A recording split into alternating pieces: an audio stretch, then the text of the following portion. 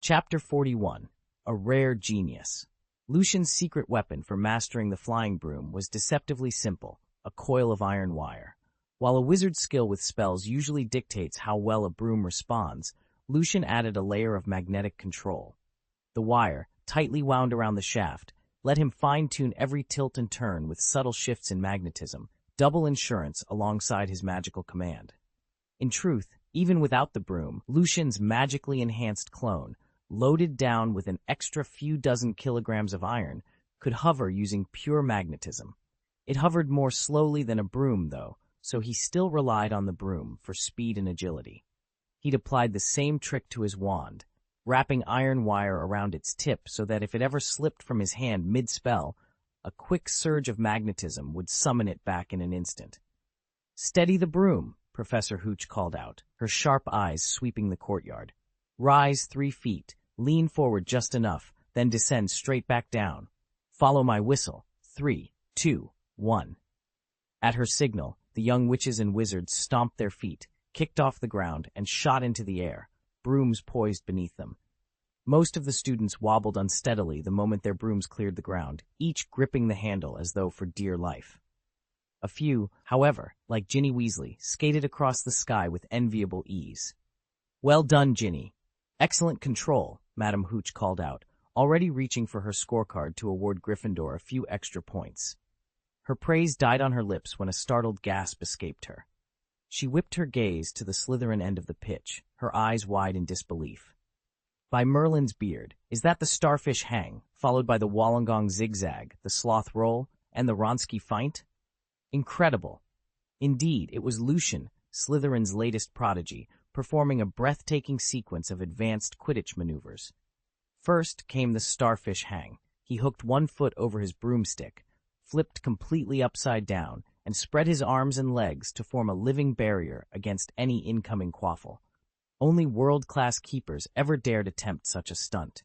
No sooner had he righted himself than he streaked forward in the Wollongong zigzag, carving a precise Z-shaped flight path through the air. Next, he executed the sloth roll, a gravity-defying barrel that left opponents scrambling just to keep their brooms upright. And to finish, he unleashed the legendary Wronski feint, faking one way before darting the other, broom humming beneath him as he slipped effortlessly out of reach. Lucian knew that any player who truly wanted to make their mark in Quidditch had to master 4 signature moves, none of them easy. First was the Wollongong Z-flight, prized by chasers for its lightning-fast zigzag pattern. By darting left and right in rapid succession, a chaser could leave defenders flat-footed, unable to predict where he'd pop up next. Then there was the sloth hug tree roll, a favorite of crafty beaters. When a bludger came hurtling in, the beater would wrap both hands, and often both legs, around his broomstick's handle, spin like a drill, and send the bludger hurtling right back toward its sender. The Wronski feint belonged to seekers. The idea was simple. Pretend you've spotted the snitch skimming low above the ground, then plunge toward the pitch in a desperate dive. Once a rival seeker commits to the same dive, you pull up at the last possible moment, leaving your opponent to barrel into the turf. Finally, every keeper worth his salt should know the so-called stop-and-strike motion, a split-second hover followed by an instant forward thrust, designed to block a blazing quaffle before the chasers even realize it's heading their way. Master any one of these moves, and you've got a shot at representing your country in any position: chaser, beater, keeper, even seeker. Lucian had been practicing them for months, yet he still couldn't pull off all 4 flawlessly, and that was with a state-of-the-art national broom. At Hesh, his school, everyone flew on the decades-old sweeper model. It was stable at cruising speed, sure, but the moment you pushed it into a full-tilt maneuver, it shuddered and bucked like an unbroken mare. Lucian clenched his fists on the worn wooden handle and tried again, determined to prove that with enough grit, even an ancient broomstick couldn't hold him back. Lucian hovered effortlessly above the pitch, guiding his broom through a quartet of advanced maneuvers with uncanny precision. The onlookers gasped as he executed a reverse spiral, a sudden pivot, a sweeping dive, and a tight corkscrew, each move more difficult than the last. Madame Hooch's eyes widened behind her spectacles. She blew her whistle sharply and waved her staff. 20 points to Slytherin. Lucian, that was exceptional. You're welcome to keep practicing, but first, come with me. Lucian landed as lightly as a feather, clutching his broom under one arm. Hooch practically bounced with excitement, grabbing his elbow and steering him toward the castle. Lucian, she exclaimed, unable to contain her astonishment. This really is your first time flying, isn't it? He offered her a shy grin and shrugged. We don't ride brooms where I come from, he admitted, but I've devoured every book and article on Quidditch and broom control that I could find. Madame Hooch stared at him as if expecting him to sprout wings. After a moment, she cleared her throat. Well, you've got natural talent. Let's get you properly outfitted.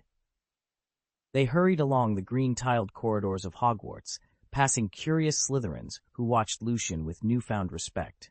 At the end of a narrow hallway stood the head of Slytherin's office, the domain of Professor Snape. Hooch rapped firmly on the heavy oak door. Inside, Snape was seated behind a massive desk, quill in hand, adding the final notes to his latest potion research. He paused mid-stroke at the knock, frowned, and tapped his wand. The door swung open on silent hinges. Madame Hooch, he said coolly, inclining his head. His gaze flicked to Lucian. To what do I owe this interruption? Professor, Hooch replied, breathless with excitement. I wanted you to meet our newest and remarkably gifted flyer. Snape arched a single black eyebrow but remained silent. Lucian stepped forward, chest lifted with cautious pride. As Hooch continued to extol his broom work, Snape's dark eyes appraised him in thoughtful silence. Lucian met the gaze without flinching, ready to prove that his talent was no mere fluke. Madame Hooch burst into Professor Snape's office, her blue robes swirling around her like a storm. Professor, Severus, this can't wait! Snape looked up from the bubbling cauldron on his desk, his dark eyes cool and unperturbed. Madame Hooch, what's so urgent that you must barge in like this? Without answering, Hooch gave a small shove to the pale young man at her side. This is Lucian, one of your Slytherins. I don't know how else to say it. He's a Quidditch prodigy. He's never flown on a broom before today, and yet— Madame Hooch, Snape interrupted, arching a single eyebrow, are you quite certain of your information? I've little patience for tall tales. The instructor bristled. Half the school saw him out on the pitch. He handled that broom as though he'd been born on one. Snape leaned back in his chair, steepling his fingers. As head of Slytherin House, I confess I was disheartened by last year's defeat to Gryffindor, thanks in no small part to Potter and his friends. If Lucian truly possesses such natural skill, perhaps we might finally regain the House Cup.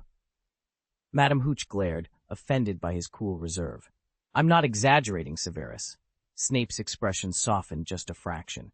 He turned to Lucian, offering a thin, wry smile. Very well. Show me what you can do, Lucian. If you're as talented as Madame Hooch claims, you'll have Slytherin soaring again. I'll personally see to it that you join the Slytherin Quidditch team by Saturday, Professor Hooch announced, her eyes gleaming. We'll end the rules, just like Gryffindor would. No objections from us Slytherins either. Lucian's cheeks flushed. Thank you, Professor, but I really don't want to join the Quidditch team. Both Hooch and Professor Snape froze, then asked in perfect unison, why not? Quidditch was every young witch and wizard's dream, and with Lucian's natural talent on a broomstick, he'd be a star. Yet Lucian met Snape's gaze calmly and cleared his throat. It's like this, he began. I'm passionate about mastering magic, especially defense against the dark arts. Professor Lockhart's class demands more study time, and I'd like to spend as much of it as possible on my own work. If I commit to Quidditch, I'll be training constantly and won't have the hours I need. Self-study is already a challenge. Snape's lips curved into a faint, approving smile. That's quite sensible. Magical proficiency comes before sport, and Lockhart leaves much to be desired, to say the least. Hooch looked between them, surprised but impressed by Lucian's conviction. Snape, meanwhile, seemed lost in thought, no doubt considering how best to support a student so determined to hone his craft. Lucian wasn't especially interested in Quidditch. Still, as dean, he naturally wanted Slytherin to take the cup. So here's my offer, he said, leaning forward. If you join the Slytherin Quidditch team, I'll see to it that they don't insist on scrimmaging against you. And starting next weekend, you'll have half a day each weekend for one-on-one defense against the dark arts lessons with me. Chapter 42. The strongest is the best fit. If that's all settled, then I see no problem, Lucian said, nodding eagerly. Professor Snape eyed him for a moment. Lucian had circled right back to the point. Lockhart would teach him only the Oblivion charm and nothing more, leaving all lessons in the darker disciplines to Snape himself. A once-weekly, one-on-one arrangement, effectively Snape's personal pupil. And if things went well, Lucian reasoned, there was every chance he might eventually become something like a foster son to the potions master. After all, what was a little shamelessness if it meant mastering powerful magic? Snape stiffened as though he'd been caught in a trap. But he thought it over, and frankly, saw no harm. If Lucian truly was as gifted as rumors claimed, then why not nurture him? Very well, Snape said at last. Bring your questions and your ambition to my office next Wednesday after dinner. We'll begin. Lucian's face split into a triumphant grin. By the next evening, word had spread through the corridors. Madame Hooch had escorted Lucian down to the castle's front lawn once the flying lesson was over, and he was surrounded in seconds by a knot of younger students, all chattering insistently. What did Hooch want with you? Did she tell you any secrets? Are you in trouble? Lucian laughed, shaking his head. Not trouble, he called back, brushing imaginary lint from his robes. I've just been invited to study with Professor Snape. Fancy that. A collective gasp went up. Snape's private tutelage was practically legendary, reserved for the brightest or perhaps the most ambitious. Lucian surveyed his wide-eyed audience and winked. Don't worry, I'll let you in on the details once I've survived my first lesson. As the younger students buzzed with excitement, Lucian strolled off toward the castle, already plotting which dark incantations he would master first. After all, the strongest magic demanded the strongest student, and Lucian intended to prove he was the best fit of all. Lucian's announcement hit the common room like a thunderclap. He'd met Dean Snape and secured a spot on the Slytherin Quidditch team.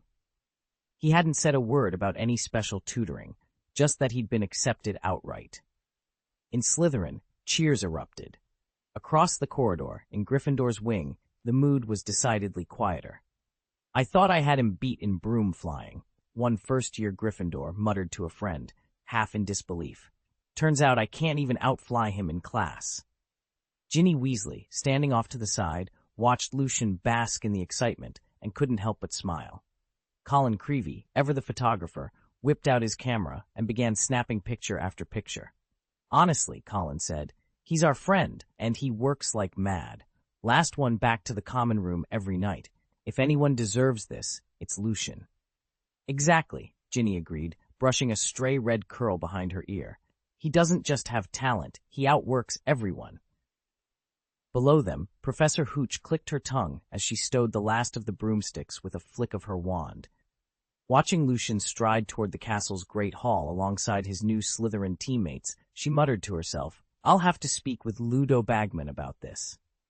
And with that, the flying lesson came to a close, leaving whispers of Lucian's remarkable achievement echoing through the corridors. Perhaps now we can reclaim our standing in international Quidditch.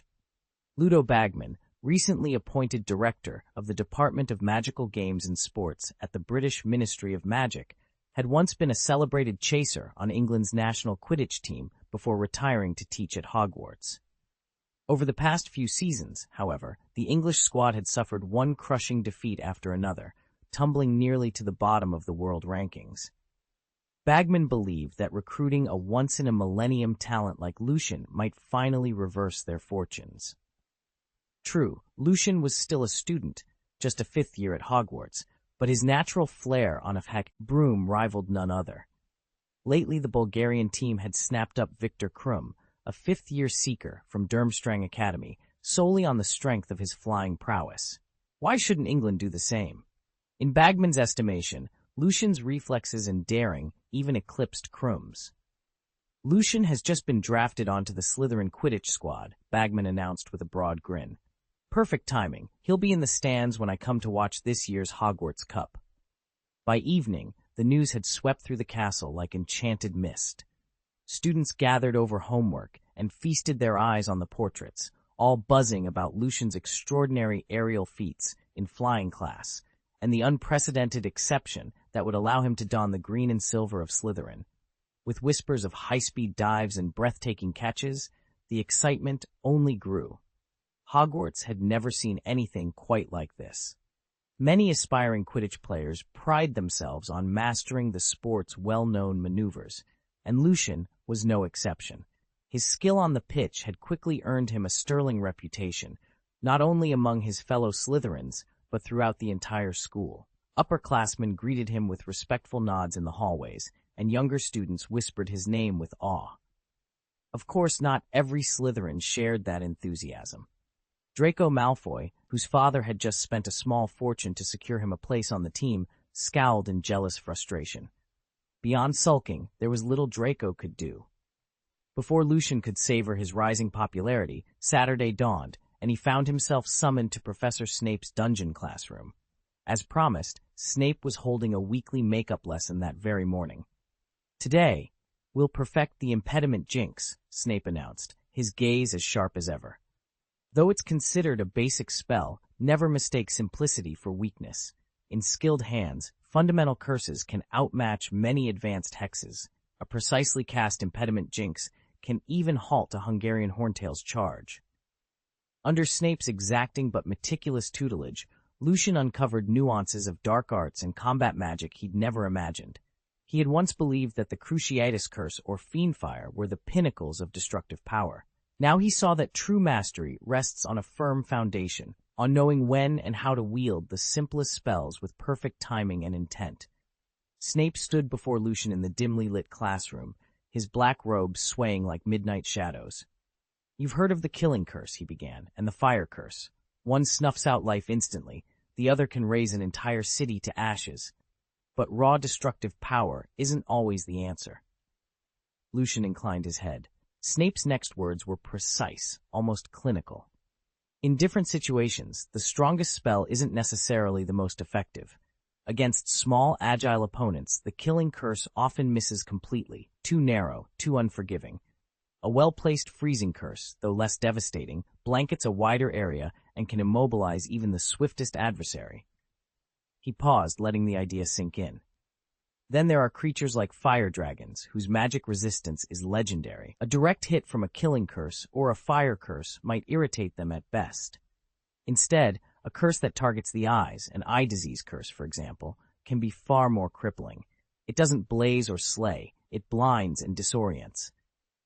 Snape's dark eyes gleamed as he demonstrated a repelling spell. A gust of arcane-driven air erupted from his wand tip, buffeting a stack of training dummies across the room. Even the mightiest magical creature can't shrug off a force-back charm. Witness how Dumbledore's own knockback spell could send a fire dragon tumbling over the horizon. Lucian watched, absorbing every nuance. Power versus precision, range versus potency, elemental force versus targeted disruption. By the time their lesson ended, he understood that true mastery lay in choosing the right tool for each opponent. That afternoon, Snape personally escorted Lucian to the Quidditch pitch outside the castle. Between the roars of practice matches and the whistle of the wind, Lucian knew his next test was about to begin, and that he'd face it armed with far more than raw power alone. Both Slytherin and Gryffindor players were milling on the pitch. Something was clearly amiss. Every Slytherin except Malfoy was doubled over with laughter. Captain Flint leaned heavily on his new broom, gasping for air, while Draco Malfoy crouched on all fours, pounding the turf with both fists. On the other side, the entire Gryffindor team surrounded Ron Weasley, with Hermione anxiously at his side, and Colin Creevey snapping photos of Ron as he retched great shining slugs. Professor Snape swept onto the field, his expression thunderous. The Slytherin players straightened instantly, fear sharpening their features. "What's happening here?" Snape demanded. Captain Flint wiped tears of mirth from his eyes, then forced out an explanation. "Professor, I presented the note you approved to Madam Wood, but she refused entry. Ron Weasley, he's only a second year, took advantage of the confusion to cast a spell at Malfoy. The charm backfired and hit him instead." Snape's gaze snapped to Ron, who continued to heave slugs onto the grass. With a voice like ice, Snape said, "This pitch belongs to Slytherin until the official start time. Weasley, you're under house rules. Using magic to harm a fellow student on school grounds is a serious offense." He turned to Dean Wood. "And you, Dean, Why was Slytherin's clearance denied? In the sudden hush that followed, only the slug's wet thuds broke the silence, an awkward reminder that rules once broken demand swift reckoning. 10 points from Gryffindor. Professor Snape's voice was flat, but his next words dripped with disdain as he glanced at Harry, who stood helplessly beside Ron. Potter, you're right there next to Weasley. Why didn't you stop him? Do you think you'd look better if he got it wrong? Take another 10 points from Gryffindor. Harry's shoulders slumped, and Lucian couldn't hide the sympathetic twitch of his lips. He knew exactly how Harry felt, yet there was nothing he could do. After all, he wasn't Harry Potter. Chapter 43, The Scheming Boy. Lucian Professor Snape, Neville Wood began, voice trembling, but determined. We reserved the entire Quidditch pitch in advance. It was only after Malfoy called Hermione a mudblood that Ron went after him. Facing the cold, unyielding glare of Snape, Wood and his friends fell silent. They dared not contradict the potions master, no matter how furious they felt. Harry, however, clenched his fists and refused to back down. Snape's dark eyes narrowed. How dare you lie? He pivoted sharply toward Draco Malfoy. Did you call Hermione Granger a mudblood? Before Malfoy could stammer a denial, Lucian stepped forward, his voice ringing out with surprising confidence. Yes, he did. He said mudbloods don't belong at Hogwarts. A hush fell over the group. Lucian's directness left no room for evasion. Malfoy's smug expression faltered as Snape's stare bore into him. Snape's voice was ice. It is not up to you to decide who may study here. Malfoy's face drained of color. He opened his mouth, then snapped it shut, cowed by Snape's uncharacteristic vehemence. Once the potions master had defended Hermione, an echo of his loyalty to Lily Evans, Lucian quietly slipped back among his friends, satisfied that justice had been served. Professor Snape fixed Harry with a cold stare. Scratch the earlier point deduction, but Potter, for contradicting me in class, Gryffindor will lose 5 points. Harry opened his mouth to argue, but Hermione grabbed his arm. 20 points had already been taken. Getting back down to 5 was progress. She sighed. I'll take it. At that moment, Ron's expression twisted in agony, and a writhing mass of slugs poured from his mouth. He choked out, It won't stop. Before anyone else could move, Lucian strode forward, wand at the ready. He tapped Ron's chest and swept his wand in a crisp arc. A beam of bright blue light shot out, striking Ron, and the slugs vanished instantly. During their Defense Against the Dark Arts lesson, Professor Snape had mentioned that when you encounter an unknown dark magic, you can always try the universal dispel charm first. Lucian hadn't expected it to work so cleanly on a curse, but evidently it had. Thanks, Lucian, Ron gasped, rubbing his throat. Harry and Hermione gave Lucian grateful nods as well. If Lucian hadn't pressed Malfoy earlier, pushing him into admitting which curse he'd used, they might have lost another 15 points on top of the 20 already gone. Lucian gave them a small, polite nod and stepped back in line beside Professor Snape. Lucian tapped his wand against his palm, glancing over at his teammate. I'd like to try that universal unbinding charm I just mastered. Professor Snape, observing from the judge's dais, raised an eyebrow but said nothing. Lucian murmured the incantation and aimed at the tight clasp on the injured student's arm guard. With a soft pop, the clasp released, and the boy flexed his wrist, wincing less. Snape folded his arms. Lucian assists his fellow player, 5 points to Slytherin. Instantly, the Slytherins who'd been flagging with exhaustion perked up, renewed by the unexpected points. Snape gave a curt nod.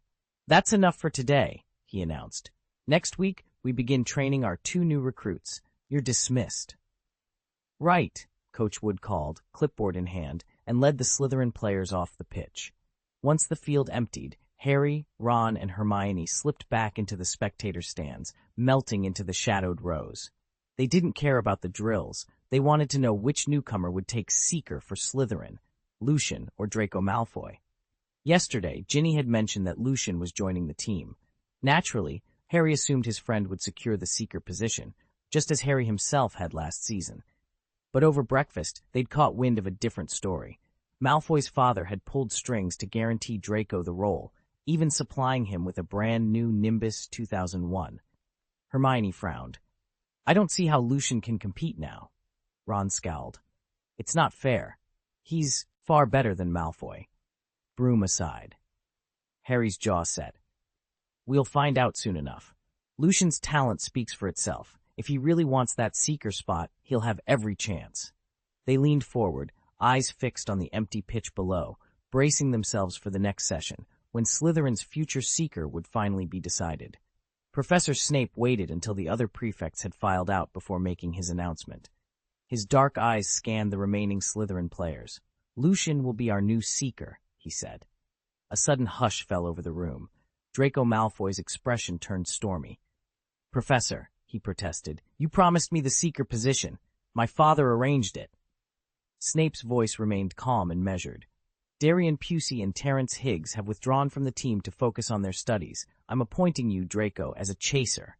He paused, letting the decision sink in. The choice had been made after careful consideration. Malfoy was undeniably a superb flyer, and the Malfoy family's patronage was a valuable asset to Slytherin, but Terence Higgs had been bested by a first-year Harry Potter and proved expendable. More importantly, Lucian's uncanny mastery of the training broomstick, executing moves that even international Quidditch players found taxing, made him the clear candidate for Seeker. Balancing both raw talent and house politics, Snape replaced the outgoing Pusey with Malfoy as chaser and awarded the coveted Seeker role to Lucian. "Dean, I don't agree with that. I want to be the Seeker and go head-to-head with Potter." Draco Malfoy's shout carried across the practice pitch. Every Slytherin player stiffened. Malfoy had just staked his claim to the team's coveted position. If Lucian took the role instead, Slytherin's chances would plummet, and Malfoy would lose his one opportunity to best Harry. "Dean, you know Lucian's on friendly terms with Potter and the Gryffindors," Malfoy pressed, pacing before the stands. "If you name him Seeker, he'll be helping Harry, not beating him." Lucian stepped forward, calm and unflinching. "Malfoy, do you really think Slytherins and Gryffindors can't be friends?" He met Malfoy's glare squarely. "We all attend Hogwarts. It's only natural that we compete on the pitch, but off it, there's nothing to stop me from befriending, or even marrying, a Gryffindor witch someday. Why should house colors dictate our friendships or our futures?" The rest of the Slytherin team fell silent. They expected Professor Snape's voice to boom out a reprimand. Instead, Lucian's bold words hung in the crisp autumn air, challenging a tradition no one was quite sure how to defend. Lucian's taunt rang out across the Quidditch pitch. "See, Dean? I told you, if Lucian were the Seeker, he'd never let Potter off the hook. He only wants a Gryffindor mudblood for a wife. A proud Slytherin chasing after Gryffindors. Now that's a joke." Professor Snape's dark gaze snapped onto Malfoy. With a sharp flick of his wand, he hoisted the blonde student upside down, legs kicking helplessly. "Silence," he snarled. "Either play chaser, or get off my team." Lucian stifled a grin. He'd baited Malfoy perfectly, knowing the boy's arrogance would draw a reaction. What Malfoy didn't realize was how deeply Snape still smarted over Lily Evans, lost to James Potter after Snape's own house pride came between them. Malfoy's mockery had cut straight to the wound. Dangling by his ankles, Malfoy spat out, "You'd never beat me at Seeker. I'm far better than you." Calmly, Lucian replied, "Then let's settle it. A contest for the Seeker's spot. First to catch the golden snitch wins, and the loser forfeits their place on the team." A hush fell over the stand as students edged forward. Even Snape's lips curved in a fleeting, contemptuous smile. Lucian met Malfoy's glare with quiet confidence. On the referee's signal, the golden snitch was released, its glinting wings flashing in the sunlight. And with that, the real race began. Professor Snape gave a sharp flick of his wand, and Draco Malfoy collapsed to the ground. The Malfoys, and he shared a long, tangled history. Not only had Lucius and Narcissa fought alongside him as Death Eaters, they'd also been his classmates at Hogwarts. Snape had even come within a hair's breadth of becoming Draco's godfather. Had Draco not spent the morning needling him at every turn, Snape would have shown far less severity today. Rising to his full height, Snape swept his dark gaze over the assembled students. "Very well," he said, voice low and measured. "We'll play a game. The winner will serve as Seeker, the loser as Chaser." Chapter 44. Little Malfoy, Master Seeker, Captain Flint, towering over Professor Snape and rumored to have troll blood in his veins, stood at the edge of the Quidditch pitch, holding up a tiny walnut-sized sphere of burnished gold with delicate silver wings. "This," he announced, "is the Golden Snitch. The moment I release it, it will dart around this stadium at breakneck speed. Whoever catches it first becomes the team's seeker. Ready? Flint called. Ready. Lucian and Draco Malfoy chorused, gripping their broom handles. With a sharp whistle, Flint let the snitch go. It shot forward in a blur, weaving between supports, skimming over the grass, then vaulting back into the air in a sudden, unpredictable turn. Malfoy leaned low over his broom and gave it full throttle, but the snitch twisted sharper than he expected. The broom, accelerating so fast, didn't have time to brake. It carried him past the turning point while the snitch streaked away. Lucian, on the other hand, reacted instantly. As the golden orb swung back, he tugged the iron-reinforced control wires linking his broom's magnetic drive, countering its inertia in a single fluid motion. His broom banked with precision, its twist guided by magnetic stabilizers buried within the shaft. Wave after wave of motion, and Lucian closed the distance in a heartbeat. Then, almost in slow motion, he reached out and snatched the snitch from the air, the gold and silver wings fluttering as he landed lightly on his feet. A roar of approval rose from the sidelines. Draco Malfoy touched down a moment later, boots scuffing the turf. He folded his arms, a faint scowl on his pale face, yet he offered Lucian a stiff nod. Captain Flint's grin stretched wide. Well done, Lucian. You're our seeker. Lucian allowed himself a quiet smile, tucking the snitch safely into his robe pocket. As the other players gathered for their next drill, he felt a rush of excitement. This was only the beginning. The golden snitch darted and weaved through the air, its tiny wings a blur under the afternoon sun. Lucian narrowed his eyes, tapping into his magnetic gift. Though enchanted to evade capture, the snitch's metal core couldn't resist his subtle pull. He dared not bring it to a dead stop, that would have looked too contrived, but by just a hair's breadth, he slowed its flight. In that instantary falter, Lucian's hand shot out and closed around it. He landed lightly on the pitch, the snitch gleaming triumphantly in his palm. Under a minute, he announced, breathless and exhilarated. Below him, Professor Snape and the rest of the Slytherin team stared up in stunned silence. It was only a practice, no quaffle, no bludgers, no opposing players to interfere, and yet catching the snitch in under 60 seconds was virtually unheard of. Official records noted that even seasoned seekers sometimes labored for months without success. On the sidelines, Ron could barely contain his astonishment. He glanced at Harry, sympathy warring with disbelief in his eyes. "Harry," he said quietly, "if Lucian really becomes Slytherin's seeker, you're done for." Harry's response was a tight-lipped frown, his jaw clenched as he watched Lucian raise the golden ball in triumph.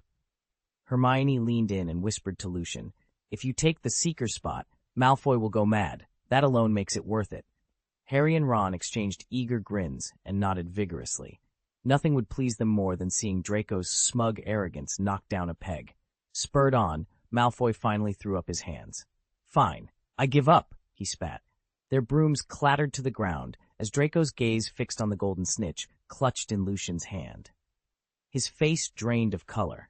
His father had invested a fortune in top-of-the-line brooms and private coaching just so Draco could outshine Harry Potter.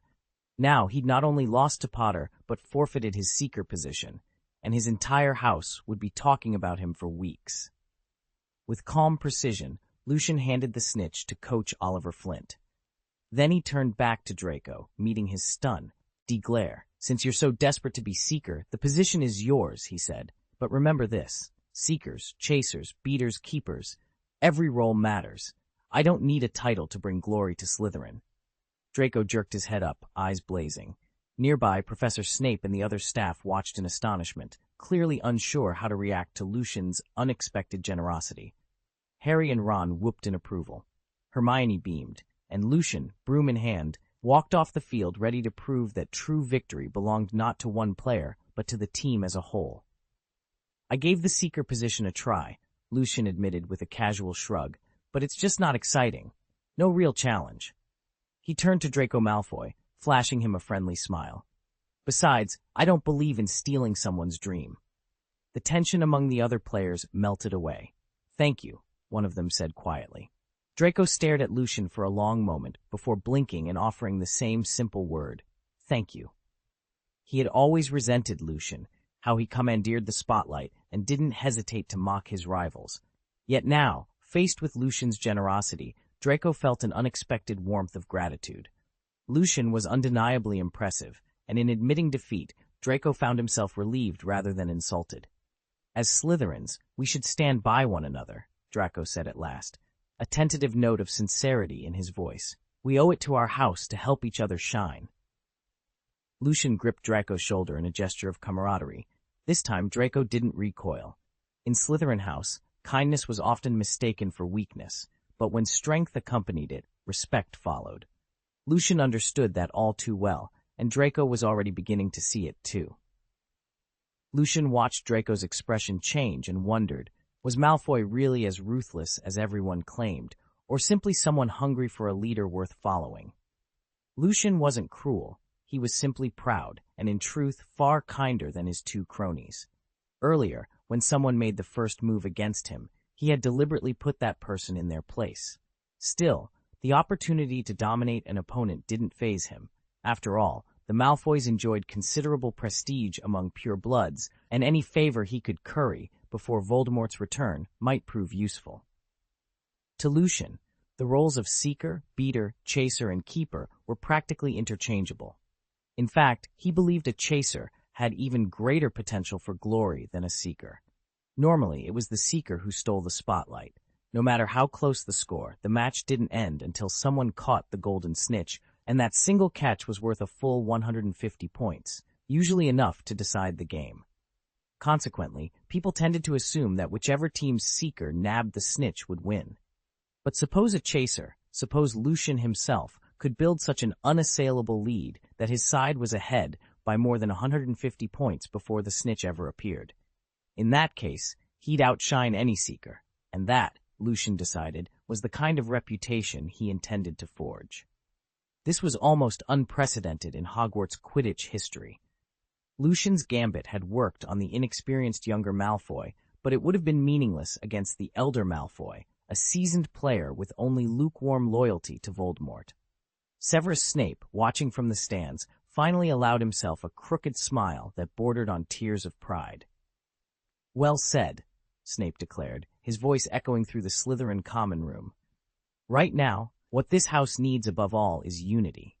Since Lucian has voluntarily stepped aside, Malfoy will take up the role of Seeker, and Lucian will move to Chaser." As head of Slytherin, Snape was visibly pleased by the display of sportsmanship. His opinion of Lucian soared. It was rare to find a student so generous and forward-thinking at such a young age. If only he'd applied the same magnanimity to his study of the dark arts, Snape muttered under his breath, recalling how Potter had once exploited Lily's feelings. But that's water under the bridge. You two, get ready for practice. The moment Snape stalked away, the team sprang into action, brooms at the ready. Lucian, now a Chaser, handled the quaffle with surprising dexterity. He darted between beaters, sidestepping bludgers sent hurtling toward him, and threaded passes with exactly the sort of precision few classmates expected of a newcomer in that position. Around them, the other players fell into their roles. The Seeker scanned the sky for the golden snitch, the Keeper guarded the hoops with vigilant swipes of his arms, and the beaters aimed their bats with the singular purpose of disrupting the opposing team. But for Lucian, every dive, every feint, every shot at the goal only reaffirmed his decision, and earned him admiring glances from the entire house. You could take this shot with your hands, your feet, even with a broomstick, so long as you relied on no magic. Lucian's stamina rivaled Captain Flint's. The man was half troll after all, but Lucian's lean frame gave him far greater flexibility. On top of that, his control of the flying broom was absolute. In one seamless motion, he would snatch the quaffle, weave around would-be tacklers, and loft the ball cleanly through the hoop. Chapter 45. A Roaring Letter to Leon. Since joining the Slytherin Quidditch team, Lucian's days had settled into a steady routine. Every morning he racked up house points, then spent hours poring over spellbooks in the library, quizzing professors on magical theory, and experimenting with charms in the common room. His natural talent on the pitch earned him a lighter training schedule. Professor Snape grudgingly allowed him to skip a few practice sessions, so Lucian had plenty of time to accelerate his academic progress. By midterm, he'd thoroughly mastered the first-year curriculum, and was already tackling second-year spells. 2 months passed in a blink, and October's chill crept through the castle corridors. Sniffles floated in the air as students fell victim to autumn colds. Fortunately, Nurse Pomfrey had brewed a potent tonic. A single draught sent harmless wisps of smoke curling from the ears for a couple of hours, but it banished any chill on contact. One damp afternoon, Lucian settled by a high library window, lost in an ancient tome on defensive magic. Rain pattered against the glass, and every so often a shy first-year witch would glance his way, lingering over his calm concentration before ducking her head and returning to her own studies. Inside the quiet hush of the library, Lucian felt his ambitions growing as steadily as the storm outside. Lucian could hardly recognize himself. Thanks to the hearty meals at Hogwarts over the last few months, he'd put on enough weight to fill out his robes. No longer the scrawny boy who'd first arrived, he now strode confidently through the library stacks. "It's time, everyone. Please finish up and go home." The thin, stern librarian, Madame Pince, rose from her desk and flicked her wrist toward the closing hour. Lucian checked his watch. 8 o'clock in the evening. The library's shutters would drop any minute. He gathered the half-read volumes under his arm, tucked the rest into his bag, and headed off toward the Slytherin common room. He planned to dive back into his research as soon as he was tucked into his 4-poster bed. Yet somewhere else, at precisely 8 in the morning in the Marvel Universe, Lucian's physical form thundered through a Bronx street on a custom motorcycle. Tony Stark had been missing for nearly 3 months, and Lucian expected his return at any moment. In the meantime, he'd systematically dismantled the Chabelle family's power structure and forged it into his own Lion dynasty. With that consolidation behind him, it was time to put the next phase of his plan into motion. Problem was, expenses had spiraled out of control. Between swapping engines on his bike and covering Hogwarts room and board for Gabriella, Wolverine, and a dozen other wards, their coffers were all but empty. Lucian needed fresh funds, fast. More important, the orphans he'd rescued from the laboratory required proper schooling. These children had been trained as killers since they could walk. Now they deserved a shot at something better. And for that, Lucian would have to settle every score on both sides of the worlds he inhabited. They'd never had a proper education and often lacked basic common sense. Gabriella was a nurse with only rudimentary training. Isa worked as their driver and was still trying to learn how to pilot a plane. Wolverine could teach them combat techniques and history, but little beyond that. Caliban, likewise uneducated, made his living on the black market. Their most learned companion was Professor X, who'd graduated from Harvard at 16, then gone on to Oxford and Columbia, earning doctorates in biology, psychology, and more. But Charles's health was frail. He took frequent medication and spent most of his days in an EEG suite, guarded against sudden epileptic seizures. Tonight, Lucian stood on the rooftop of the Bronx dance hall with nothing but an ordinary envelope in his hand. He set it down on the weathered concrete, then raised his fingers in a precise pattern. As he whispered the final words of the incantation, threads of magic shimmer ed into place around the paper. When the glow faded, he picked up the now enchanted envelope and spoke softly into its surface, embedding his message within. A roaring letter, he thought with a small smile. Proof that all those hours poring over arcane tomes in the library had paid off. Lucian had been dividing his time between mastering spells and studying alchemy, specifically the art of crafting magical trinkets. He wasn't yet skilled enough to produce complex items like wands, flying brooms, enchanted vehicles, or magical door keys, but simpler charms came more readily. His latest success was a howling letter, a missive that emits an eerie, attention-grabbing call when disturbed. After completing the letter, Lucian affixed it to a pin and made his way to the rooftop overlooking the city's downtown dance hall. He settled into the shadows and waited. Roughly 30 minutes later, Leon emerged from the building, triumphant and flanked by his usual entourage of underworld associates. Leon stubbed out a thick cigar, slid into the back of a black stretch Lincoln, and signaled the driver to close the door. That was Lucian's cue. With a subtle flick of his will, he animated the pin. The howling letter floated silently from the rooftop, slipped beneath the closing car door, and landed on the plush seat beside Leon. Lucian then dropped down, materializing inside the vehicle just as the door clicked shut. As the Lincoln eased away, Lucian reflected on his position. Leon was a major player in the criminal underworld, an unpredictable ally at best, a dangerous enemy at worst. Until Lucian's magical prowess could render conventional firearms irrelevant, he needed to keep his distance. The less Leon knew, the safer Lucian would be. After all, mystery breeds caution, and caution keeps old friends from becoming new threats. Lucian watched the envelope slide through the narrow gap in the car door and land at his feet. He paused, hand hovering over the flap. "A letter?" he murmured, bending to pick it up. His eyes widened when he saw the single word scrawled across the front: death. He flung the door open and peered into the street. "Sir, is something wrong?" His driver, a young man who'd served him loyally for years, hurried forward. Lucian's gaze swept the empty road. No messenger lingered in sight, just his own men standing by. He drew a slow breath and waved the driver back. "It's all right. Give me a moment alone," he said, voice low and steady. The driver nodded, puzzled but obedient, then stepped away. Lucian closed the door, settled into the seat, and turned the envelope over in his hands. Death. More than 2 months ago, Lucian had narrowly escaped an assassination attempt. The only person who'd intervened in time called himself Death, a shadowy figure whose motives remained as mysterious as his name. Now this single word, delivered without warning, threatened to pull Lucian back into the darkness he'd fought so hard to leave behind.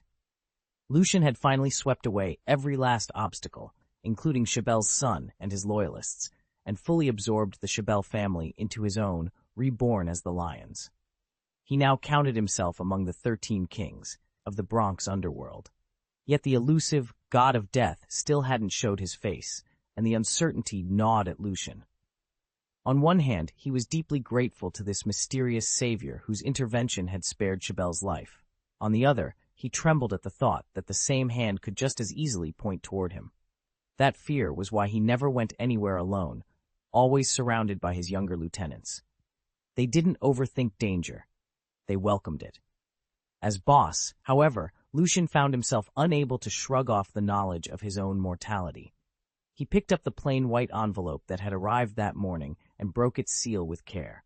But when he slipped his fingers inside, he discovered it was empty. No note, no instructions, nothing. Just silence. And in that silence lay a threat more chilling than any bullet. Lucian barely had time to react before his jaw dropped, and he stood frozen. In his hand, the envelope lifted itself into the air, hovered, then reshaped into a disembodied mouth. In a low, uncanny voice it said, "Lucian, meet me on the rooftop at midnight." The mouth shattered into shards and fell silently to the floor. Only after 10 long seconds did Lucian draw a shaky breath and murmur to himself, "What kind of being is this? A god or a demon from hell?" His heart clenched as he recalled the wish he'd whispered moments before, plunging from the rooftop. A cold shiver ran down his spine. Chapter 46. The Carlson family is in trouble. At midnight, Leon climbed onto the building's rooftop by himself. Tonight the moon was perfectly round, its silver light spilling across the flat surface and soothing the tension coiled in his chest. Even so, standing here meant facing someone who could snuff out his life in an instant. He reminded himself that his savior had every reason to keep him alive, but the thought of being at another's mercy still sent a shiver up his spine. A familiar voice cut through the quiet. Leon froze, then looked up. Out of the darkness, Lucian, known in the underworld as Mr. Death, hovered above him, a grim white mask obscuring his features. Slowly, Lucian drifted down in the pale moonlight, each step silent and deliberate, as if he were a god gliding to earth. "Mr. Death," Leon said, bowing his head involuntarily when Lucian touched down. Lucian's gaze swept over him with icy calm. "If I wipe out the leaders of the other 12 families in the Bronx," he asked, voice low and smooth, "would you be able to take control of all their territories?" Leon let the question hang as he weighed the offer. So far, his coffers were lean compared to the vast fortunes of the rival clans, but allied with Lucian, he could stake a claim to the entire underground network. It was a gamble, but the only one that promised real power. He straightened, meeting Lucian's masked stare. "Yes," he said at last, "I can do it." Lucian inclined his head once, faintly. Moonlight glinted off his mask. "Then we have an agreement."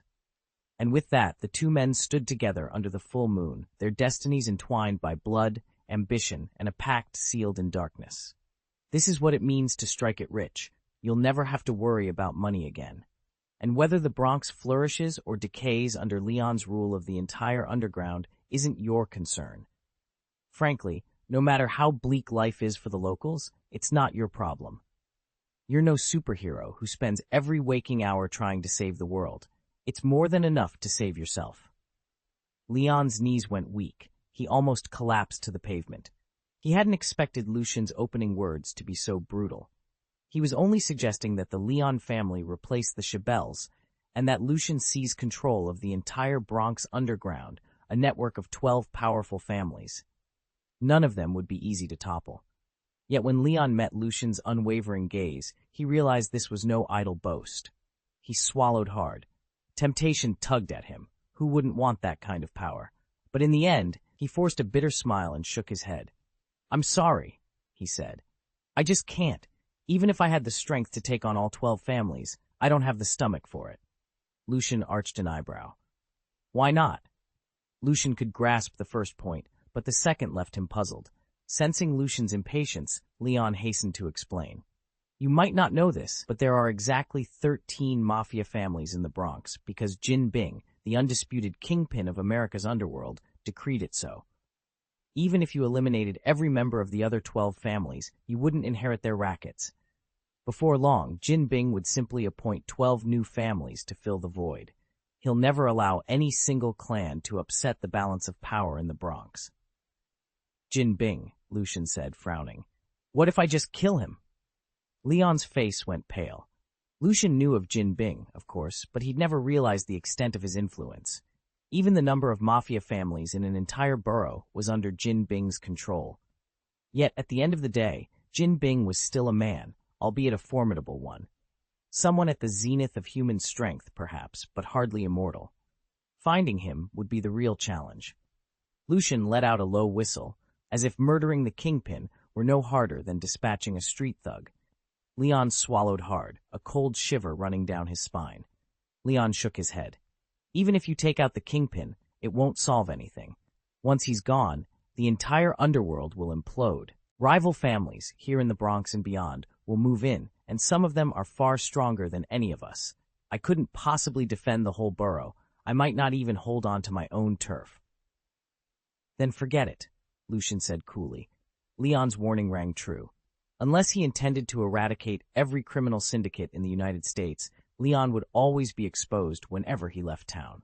And frankly, Lucian didn't have the time or resources for a nationwide gang war. Dragging in powerful organizations would only defeat his real purpose. He'd come here to make money, buy time, and study magic. Sweeping the underworld clear was putting the cart before the horse. He took a breath, then offered a compromise. "All right, let's focus on just one family. Eliminate their leadership, seize their territory and assets. That won't upset the apple cart too much, will it?" Leon studied him for a long moment before exhaling. "No, with a single family, we can handle it. I'll set aside a cut to support a smaller house. As long as the roster still lists 13 families, Lord Jin Bing will at worst send someone to give them a warning." This sort of maneuvering wasn't new in the Bronx. The 13 families co-managed the borough, and turf disputes flared up all the time. It wasn't unheard of for a scrappy minor family to humble one of the giants, and Jin Bing always encouraged that. A fractured alliance among the 13 kept them weak.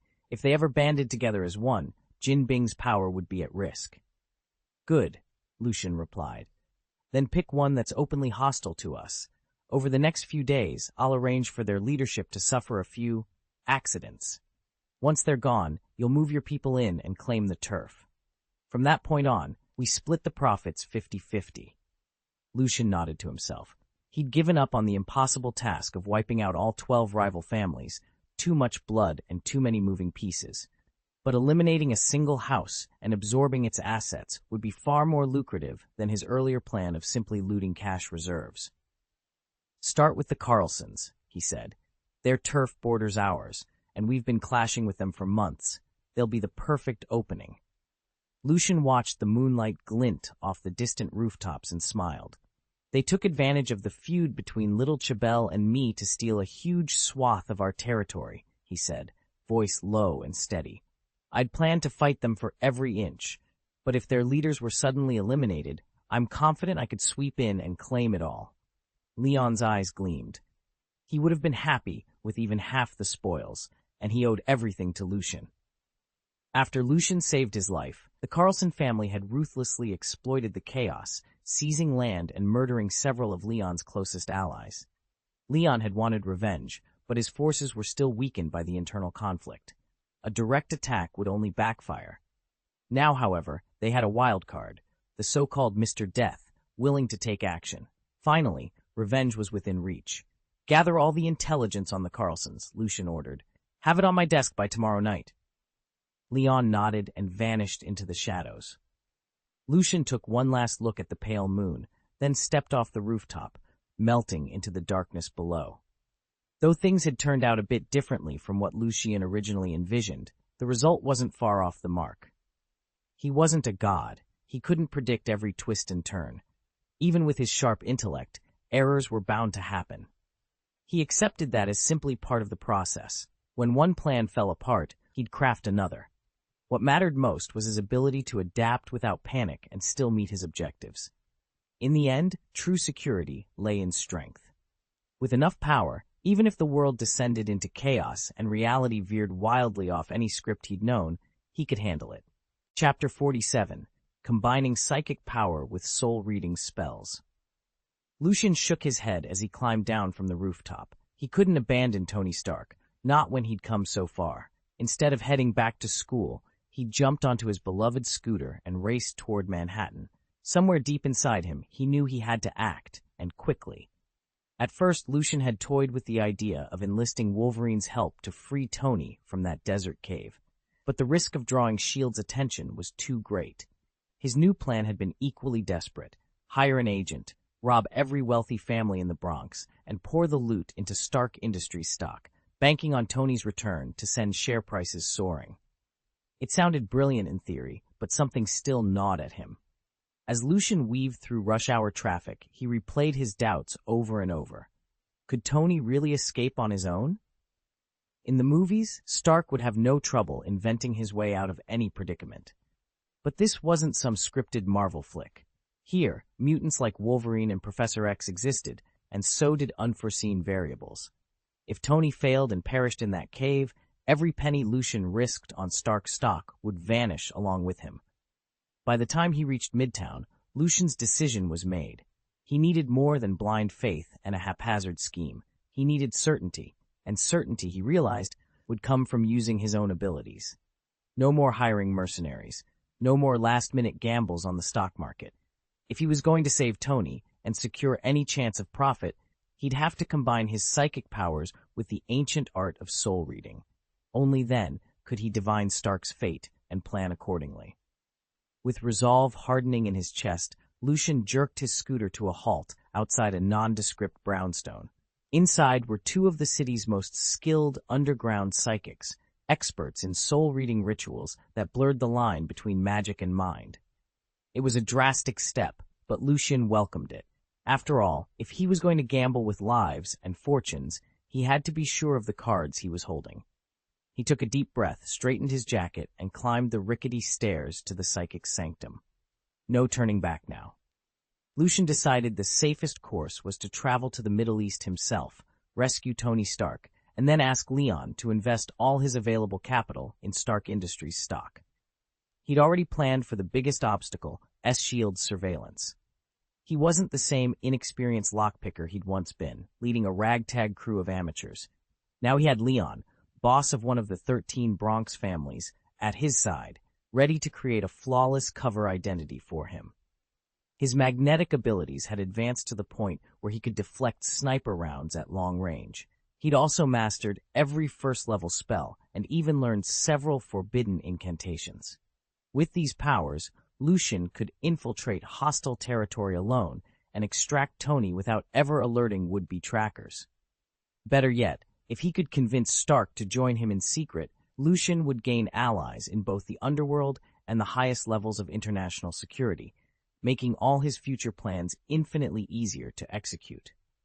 After all, Tony Stark wasn't about to die quietly in some desert. The military was still searching, and Lucian intended to get there first. In New York's most opulent banquet hall, Obadiah Stane stood at the head table, voice steady and confident. "Ladies and gentlemen," he began, "even if Tony Stark were out of the picture, Stark Industries would remain unbeatable. We still employ the finest engineers on Earth, and our weapons technology is light years ahead of any competitors. So don't worry about our future. Trust in our strength and stability." Applause rippled through the room, but as soon as the final glass was raised, Obadiah slipped away to the waiting limousine. Seated between two burly bodyguards, he allowed himself a dark chuckle. "Short-sighted fools," he muttered. "They actually believe Stark Industries can't flourish without Tony. Let them think that, when he's gone, the company will fall right into my hands. I'll streamline it, build it back up, and take full control." He stared out the tinted window at the Manhattan skyline disappearing in his rearview mirror. "And the 10 rings, they'll pay for this. No one extorts Obadiah Stane and gets away with it." His mind flashed back to the plan he'd set in motion in the Middle East. Hire the terrorist cell known as the 10 Rings, orchestrate an accident for Tony Stark, and seize command of Stark Industries once and for all. It had been a bold gamble, one that, if successful, would make Obadiah Stane the undisputed master of the most powerful arms manufacturer in the world. Lucian watched the blades of the 10 Rings tracker flicker to life on the display and instantly recognized Tony Stark's signal. He frowned. Stark's tech was top tier, and the asking price to override it was far beyond even Obadiah Stane's deep pockets. "Have you narrowed down the 10 Rings location?" Stane's voice crackled over the comm. Lucian's driver, a burly fellow named Hawk, shook his head. "Sir, we've locked onto a hotspot in the desert near Baghlan Province, Afghanistan, but it'll take another 2 weeks of grid searching to pinpoint them exactly." Obadiah's lips curled into a sneer. "Once you have the coordinates, I want Stark and the 10 Rings eliminated together. Understood?" "Understood, sir." Hawkeye clicked off, and Stane leaned back, amusement sparking in his cold eyes. No one threatened Obadiah Stane. A short time later, Lucian, disguised behind the wheel of a nondescript SUV, scanned the horizon through his telescope. He spotted Stane's armored limousine racing down the only paved ribbon of road for miles. Perfect. Lucian brought the vehicle to a halt, slid out onto the dusty roadside, and murmured the activation words under his breath.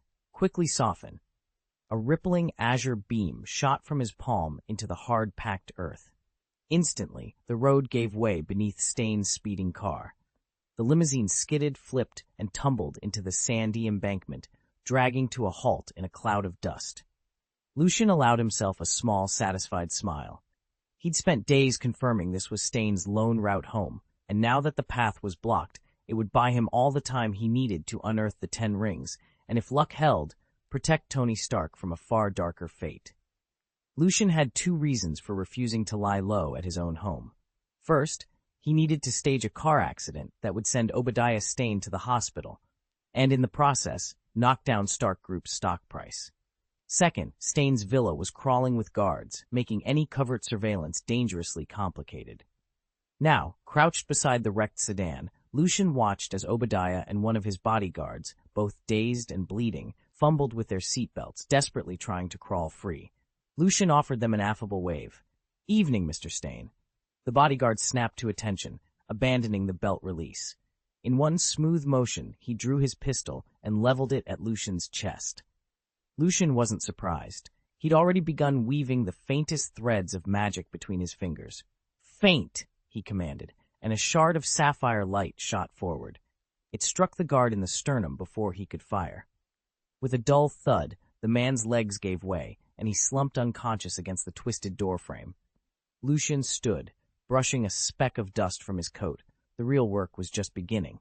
Obadiah's eyes widened to the size of saucers. "Name your price," he stammered, voice cracking. "Whoever sent you, I'll pay you 10 times more than he offered." Lucian let a slow smile curve his lips. "Tempting, but I didn't come here to kill you." With that, he raised his wand and closed his eyes for a moment, channeling his burgeoning psychic power. Then, softly but firmly, he intoned, "Legislatus," A ripple of panic passed over Obadiah's face, but he couldn't tear his gaze away. Lucian's voice dropped to a near whisper as he pressed the newly learned spell into service. In an instant, the thicket of fears, secrets, and hidden loyalties scrambled themselves in Obadiah's mind, and Lucian waded right in. Just a month ago, Lucian had approached Professor Snape, widely regarded as the master of legilimency, and asked to be taught the art of penetrating another's thoughts.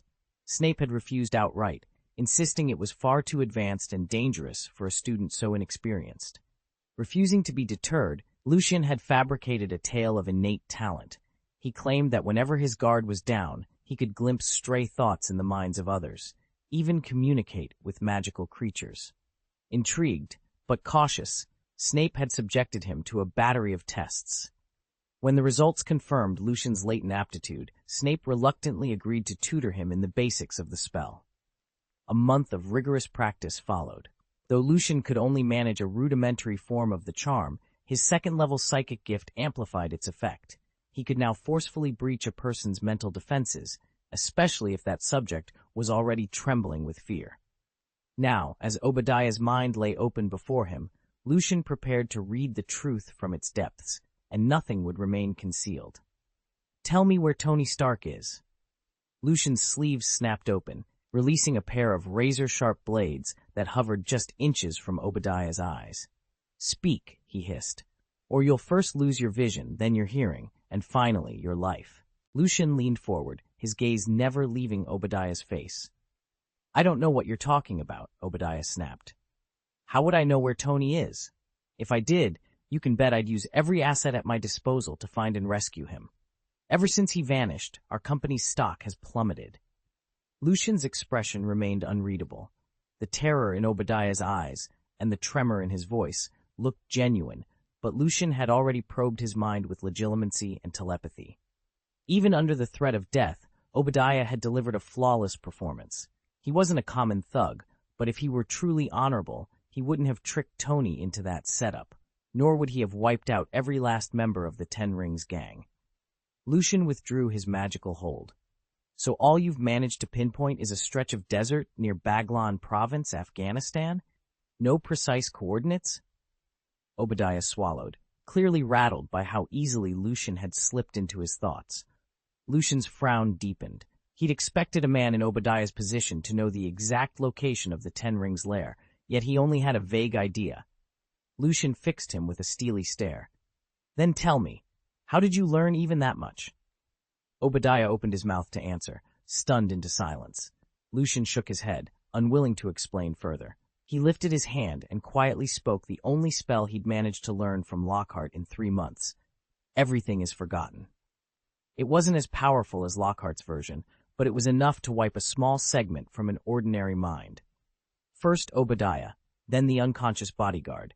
The charm erased their memories of the last few hours. Satisfied, Lucian swung onto his long-neglected motorcycle parked by the curb and sped away into the night. Before long, Obadiah and his guards stirred awake. Dazed and nursing headaches, they remembered only the overturned car, nothing of Lucian. Obadiah snarled at his subordinate. "You incompetent fool, get someone here immediately and make sure no one outside knows about this accident." The next morning, New York's ever-voracious press splashed headlines across their front pages. Obadiah injured in a mysterious car crash. And those eager journalists had one very generous and anonymous source to thank for the exclusive. Tony Stark, the executive CEO of Stark Group, has vanished without a trace, and Obadiah lies hospitalized after a serious car accident. Almost overnight, Stark's share price has cratered. For the world's largest conglomerate, this setback won't be fatal, but it will make a significant dent in their profits. After all, finding one missing man in the boundless expanse of a desert is no small feat. Lucian stood beneath the ancient stone arch of Hogwarts' main entrance, watching snowflakes drift through the cold air. He drew his cloak tighter against the wind, then turned and headed for the Defense Against the Dark Arts classroom. If he wanted to track Tony Stark across miles of sand, and do it fast, he would need a specialized locating spell. He'd already combed through the library's general collection and come up empty. His only hope now lay in the restricted section. Many of the most powerful charms are modeled on magical creatures' innate gifts. Legilimency, for instance, was inspired by a rare breed of feline born with mind-reading abilities.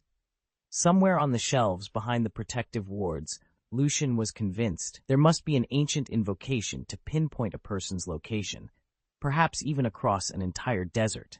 He paused at the classroom door, gathering his thoughts. Time was running out. With a final nod to himself, he stepped inside, ready to seek permission for access to the forbidden tomes, and to bring Tony Stark home. Lucian frowned as he mulled over the problem. In all his studies, he hadn't come across any wizard who tracked with owls, a technique that seemed both elegant and efficient. He recalled that Newt Scamander excelled at tracking magical creatures and could even reconstruct past events with startling clarity.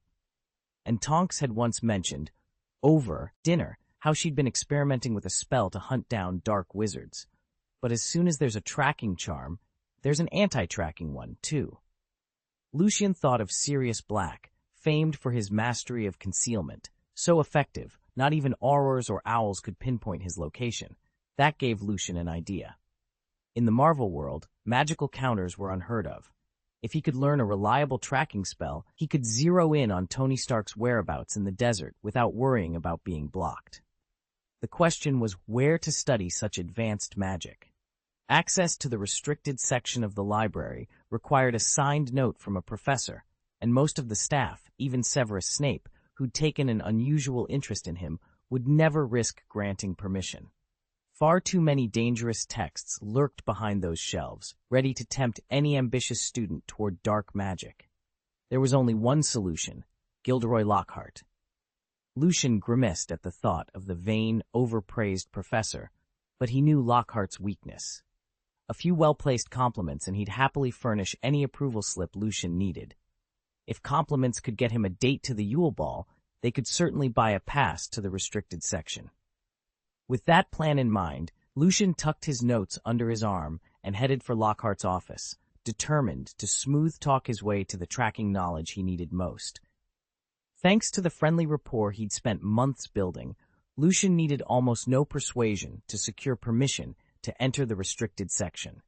He stood before Mrs. Pintz, the librarian, holding up Gilderoy Lockhart's neatly penned note. "All right," Mrs. Pintz said, peering doubtfully at the parchment. "But if you so much as finger one of those precious magic tomes, you'll never set foot back in here." With that stern warning, she stepped aside. Beyond her desk lay the hushed chamber of shelves, each one crammed with spells too dangerous or delicate for general circulation.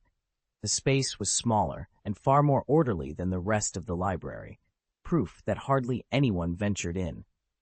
Lucian slipped through the shelves with purpose. He ignored the volumes on seductive curses and forbidden hexes. Instead, he prowled the spines labeled tracking charms, locating spells, and magical detection. He'd come for research on those very subjects. But as soon as he passed the threshold, a prickling at the back of his mind told him he wasn't alone. Lucian froze, wand half concealed in his sleeve. His telepathic awareness, honed by weeks of covert practice, whispered that someone powerful, was observing him. If his instincts were right, it had to be Professor Dumbledore, and likely with more than just ordinary magic involved, perhaps a tracing charm or an enchanted object. Lucian squared his shoulders. If Dumbledore wanted to watch, so be it. He had work to do, and no librarian's scowl or headmaster's scrutiny was going to stop him from finding the exact spellbook he needed. Ever since Voldemort uncovered clues about Horcruxes hidden in Hogwarts' restricted section, Professor Dumbledore has tightened security around that forbidden wing. He even stationed extra wards and a small cadre of aurors on rotation to make sure no one stumbles on those dangerous tomes again. Naturally, Lucian has vexed over the new restrictions, especially now that he's mastered a basic tracking spell. If questioned, he plans to claim he's simply hunting down his long-lost parents, and Dumbledore, absorbed in far larger threats, probably won't press him once he sees the boy's earnest expression. Tonight, once Dumbledore retires to his quarters, Lucian will slip past the guards and head straight for the alcove where the most perilous volumes lie hidden. He's already resisted the temptation to crack open any textbooks on dark curses, at least until he ons his defenses enough to contain them. But there is one particular grimoire he cannot ignore. 8 Ways to Find Lost People. He discovered it tucked behind a stack of archaic herbology manuals. As he thumbs nigh through its brittle pages by lamplight, excitement quickens his pulse. The first chapter describes a spell that conjures luminous arrows, guiding you through twisting corridors. The next reveals an incantation that paints glowing footprints on the ground, each one pulsing toward your quarry. A more advanced variation, credited to Newt Scamander, casts the subject's shadow on any smooth surface, proving invaluable when the target is hidden in plain sight. But it's the final entry that steals Lucian's breath, a time-bending charm capable of piercing the veil of history itself. Speak the words, and you can rewind the past, watching every moment of your subject's life play out before you. Lucian closes the book, eyes alight. Tomorrow, he decides, he'll learn them all. Since its invention, no wizard had ever mastered the advanced tracking charm. At Lucian's current skill level, attempting it would be impossible. Instead, he would learn the simplest version, the arrow-guided tracking spell. Out in the open desert, with nothing to block his view, even this basic charm would be more than enough to locate Tony Stark. After slipping out of the restricted stacks with the tracking arrow's primer tucked under his robes, Lucian signed it out with Madame Pince and made his way back to the Slytherin common room. Once safely inside, he settled into a quiet corner and began poring over the spell's incantations and wand movements, memorizing every step until it felt instinctive. Meanwhile, in the primary Marvel universe, the top echelons of the Carlson family were falling under widespread scrutiny. As the purge of their leadership swept through, it became clear that powerful forces were determined to dismantle their influence, an upheaval that would soon ripple across dimensions. Chapter 49. Was it murder or an accident? Late at night in the Bronx, the Carlson family's crown jewel of a nightclub pulsed with life. Blistering beats rattled the chandeliers, while neon lights flickered over a writhing sea of dancers. In one corner, a handful of addicts huddled over sniffed lines and clandestine transactions. Lucian perched on a bar stool, swirling a glass of red wine as he scanned the crowd. He'd come for one reason, to find his target. According to Leon's intelligence, this place, though nominally run by the Carlsons, had fallen under the direct control of Carlson's youngest son, Carlton Jr. Known for his nightly appearances, Carlton Jr.'s greatest indulgence was women, particularly fresh-faced college girls just stepping into the world. With the family name behind him and a hefty bankroll to flash, Carlton Jr. could lure any number of young women to the club. But it wasn't just the thrill of invitation that excited him. He craved the conquest itself. Once he fixed on someone, his goons would swoop in, whisk her off to his private suite, and ensure she couldn't leave until he was done. Lucian took a steady sip of wine, steeling himself against the strobing lights and hypnotic music. Tonight, he wouldn't be another face in the crowd. He'd remain patient, watchful, ready to move when Carlton Jr. made his choice and expose what lay behind those velvet ropes. When Lucian was thoroughly pleased, he'd take matters into his own hands. His most outrageous demand was to have a girl dance in the very center of the nightclub's main floor, exposed under every patron's watchful gaze. Afterward, as the Carlson family's heir, he'd slip her a wad of cash and a thinly veiled threat that if she ever spoke of what happened, she would be drowned. Even those with influence steered clear of confronting Lucian or his family. Word spread quickly. If you couldn't afford to offend the Carlsons, you didn't set foot in this club. The women drawn here fell into 3 groups: seasoned professionals, thrill-seekers hoping for a wild night, and wide-eyed youngsters who dreamed of meeting a tall, handsome, wealthy stranger and sharing a fairy tale evening. But reality in Lucian's world was far harsher than any fairy tale. Those who stayed learned the hard way that the safest choice of all was to keep as far away from danger as possible. Here we go. Lucian's eyes flicked to the club's entrance. A broad-shouldered, bald man strode in, flanked by a handful of hulking bodyguards, and made his way to the private VIP booth. Lucian rose from his table, calm and deliberate. Slitting Carlson's throat would be child's play, a single, flawless stroke of the blade, but that kind of brazen murder would only sow chaos.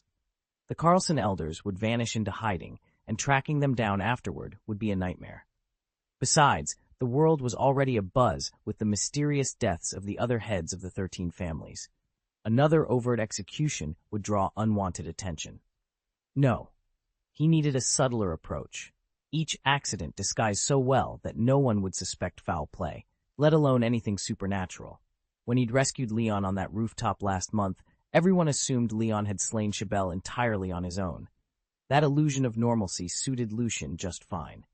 He leaned back in his seat, lips curling in a satisfied smile. Tonight, luck was on his side. He'd found a worthy mark. Across the pulsating dance floor, the young Carlson, never more than a name in their family ledger, spotted his target and nodded to his men. The hunt was about to begin. Lucian watched her from across the room, tall, poised, with an elegance that marked her as a complete novice. She'd only just arrived, stiff and hesitant under the club's flashing lights. Probably still a student, he thought, reaching for his glass. One of his younger associates leaned in, voice low. "Boss, she's about to slip out. Want us to corner her, tie her up?" Lucian set his drink down with deliberate calm. "No, I'll handle this one myself."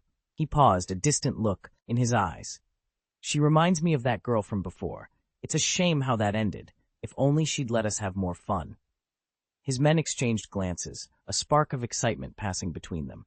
Lucian rose and slipped onto the dance floor, weaving through the crowd until he stood directly in her path.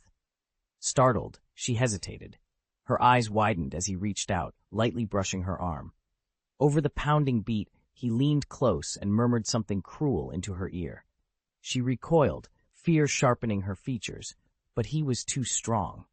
He pressed his weight against her, his other hand brushing down her side. She fought, twisting and pushing, but he tightened his grip and whispered threats she couldn't make out. The music thundered around them, blinking lights throwing distorted shadows on the walls. She struggled, but under Lucian's steady strength, her resistance faltered. Her heart pounded in her chest. He was in control, and she was utterly alone in the crowd. Lucian slipped through the dancers on the brightly lit floor, blending into the crowd. The girl's companions were already pinned down by Carlson's men, their escape cut off. Carlson himself was just about to seize the girl when Lucian struck. "Tarantella dance," he whispered. A streak of blue light shot from Lucian's palm and struck Carlson squarely in the chest. Instantly, Carlson's arms froze mid-grab, and then his legs began to twitch and jerk, as if he'd been forced into an impossibly fast, complicated dance. His thugs, convinced their boss was showing off a new stunt, roared their approval. The girl, her dress torn nearly in half, stared in bewilderment. Why was her tormentor performing a ridiculous jig? Carlson was even more confused. He had no idea why his body obeyed the strange impulse. But before he could recover, Lucian followed with a second command. "Legs, stand still!" Carlson's legs locked rigid. Off balance, he stumbled backward and pitched onto the floor with a heavy thud. If he'd only taken that tumble, the men might have laughed it off. But Carlson lay sprawling, completely helpless, and the music in the hall seemed to falter for a heartbeat. In that stillness, Lucian prepared to make his move. Lucian slipped out of the pulsing crowd at the Neon Eclipse Club without so much as a ripple of recognition.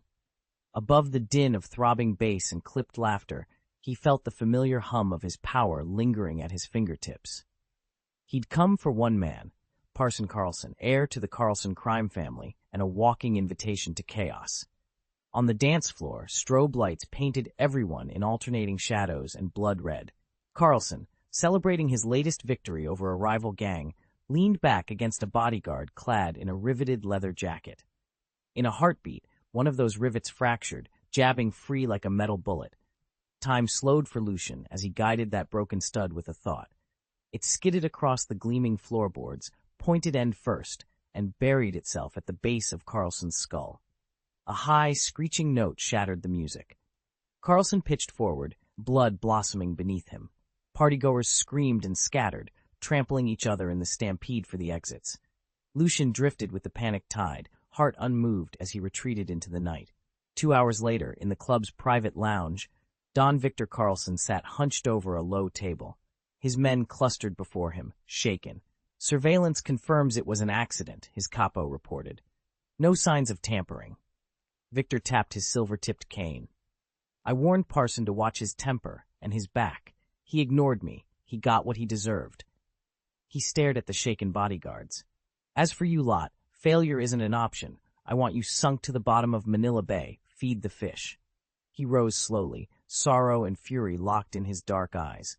His son was gone, but the family's vengeance had only just begun. Lucian stood before the tall windows of his private chamber, watching the late afternoon light paint long shadows across the marble floors. Only days ago, everything had made secure. His eldest son, Aldrich, had been groomed as the unquestioned heir to the Morasetti name. The clan's lieutenants, once wary of his leadership, had pledged themselves to Aldrich's cause, and together they had wrested several border holdings from House Chabelle. Prosperity and unity had finally been within reach. Now Aldrich lay dead in his tomb, and Lucian felt the weight of 100 hungry eyes upon him. With no clear successor, every ambitious lord within the family would scramble for power. He knew the Chabelles had already begun plotting to reclaim their lost territory the moment they caught wind of Aldrich's fate. If Lucian hesitated too long, rival Morasetti factions would move in, tearing the clan apart from within. He rubbed the ache in his side, an old wound, nothing fatal. If he pushed through the pain, he could mask any weakness. But could he face the assembly of family elders and nobles while the shadows under his eyes gave him away? He shook his head, steeling himself against uncertainty. There was no time for doubt. Lucian took a steadying breath. I will name the new heir tomorrow, he resolved. I will restore order, no matter the cost. With that vow echoing in his mind, he turned away from the sunset and made his way to the council chamber.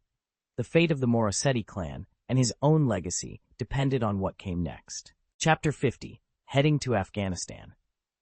The next morning, a slate-gray sky and a steady drizzle blanketed New York.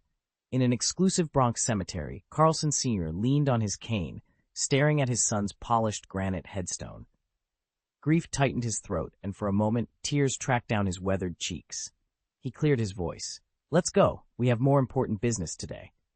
Brushing the moisture from his eyes, he turned and, flanked by his younger brothers, made his way down the winding path. Unnoticed by them, Lucian knelt before a nearby tombstone. His lips moved in a quiet incantation. Oolong, from the earth, appear. A shiver ran through the air as the spell took shape. Suddenly, a sleek, gray-black mamba slithered up from beneath the grave, then vanished into the bordering shrubs. With uncanny speed, it slid toward the cemetery gate, where Carlson Sr. and his entourage were almost out of sight. Moments later, Lucian heard blood-curdling screams echoing among the headstones, the patriarch's pained cries and his brother's frantic shouts. The nearest hospital lay 30 minutes away by road. A black mamba's venom afforded its victim, at best, 15 minutes to live. If Carlson Sr. perished here, the Carlson family would implode in chaos. Lucian rose, his expression unreadable, and turned his gaze toward the distant horizon. Afghanistan lay ahead, and nothing would stand in his way. Night had fallen 3 days later when Lucian stepped onto the high-rise rooftop, the city's glow stretching below him like a sea of fireflies. Lyon, his most trusted lieutenant, joined him, bowing respectfully. The Carlson family has been tearing itself apart these past few days, Lyon reported, voice low. Their internal strife has crippled their strength. Tomorrow night, we'll move in and absorb every inch of their territory. Lucian regarded the skyline, his expression unreadable. The downfall of the Carlsons had been swift and merciless. First, Patriarch Merrick Carlson plunged to his death in what everyone assumed was a tragic accident. Hours later, his eldest son succumbed to a snakebite, an unlucky freak incident, or so the rumor mill churned. Then, over the next few days, half a dozen high-ranking Carlson executives had been gunned down by a lone sniper.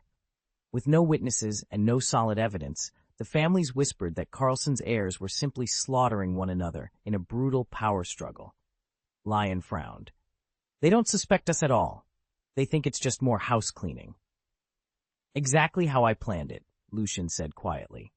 The moment they scramble to fill the empty seats at the head of the table, we strike. By the time anyone pieces it together, it will be too late. Lyon nodded. Our men are ready. They await your command.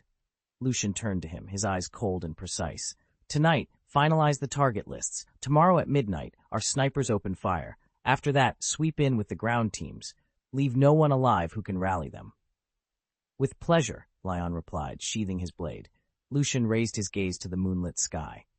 He had orchestrated these events so perfectly that no one would ever trace them back to him. In the ruthless world of the 13 great families, suspicion was as deadly as a bullet, and he wielded both with unerring accuracy. "Very well," Lucian said at last. "Let the Carlsons learn just how dangerous it is to bleed out their own veins."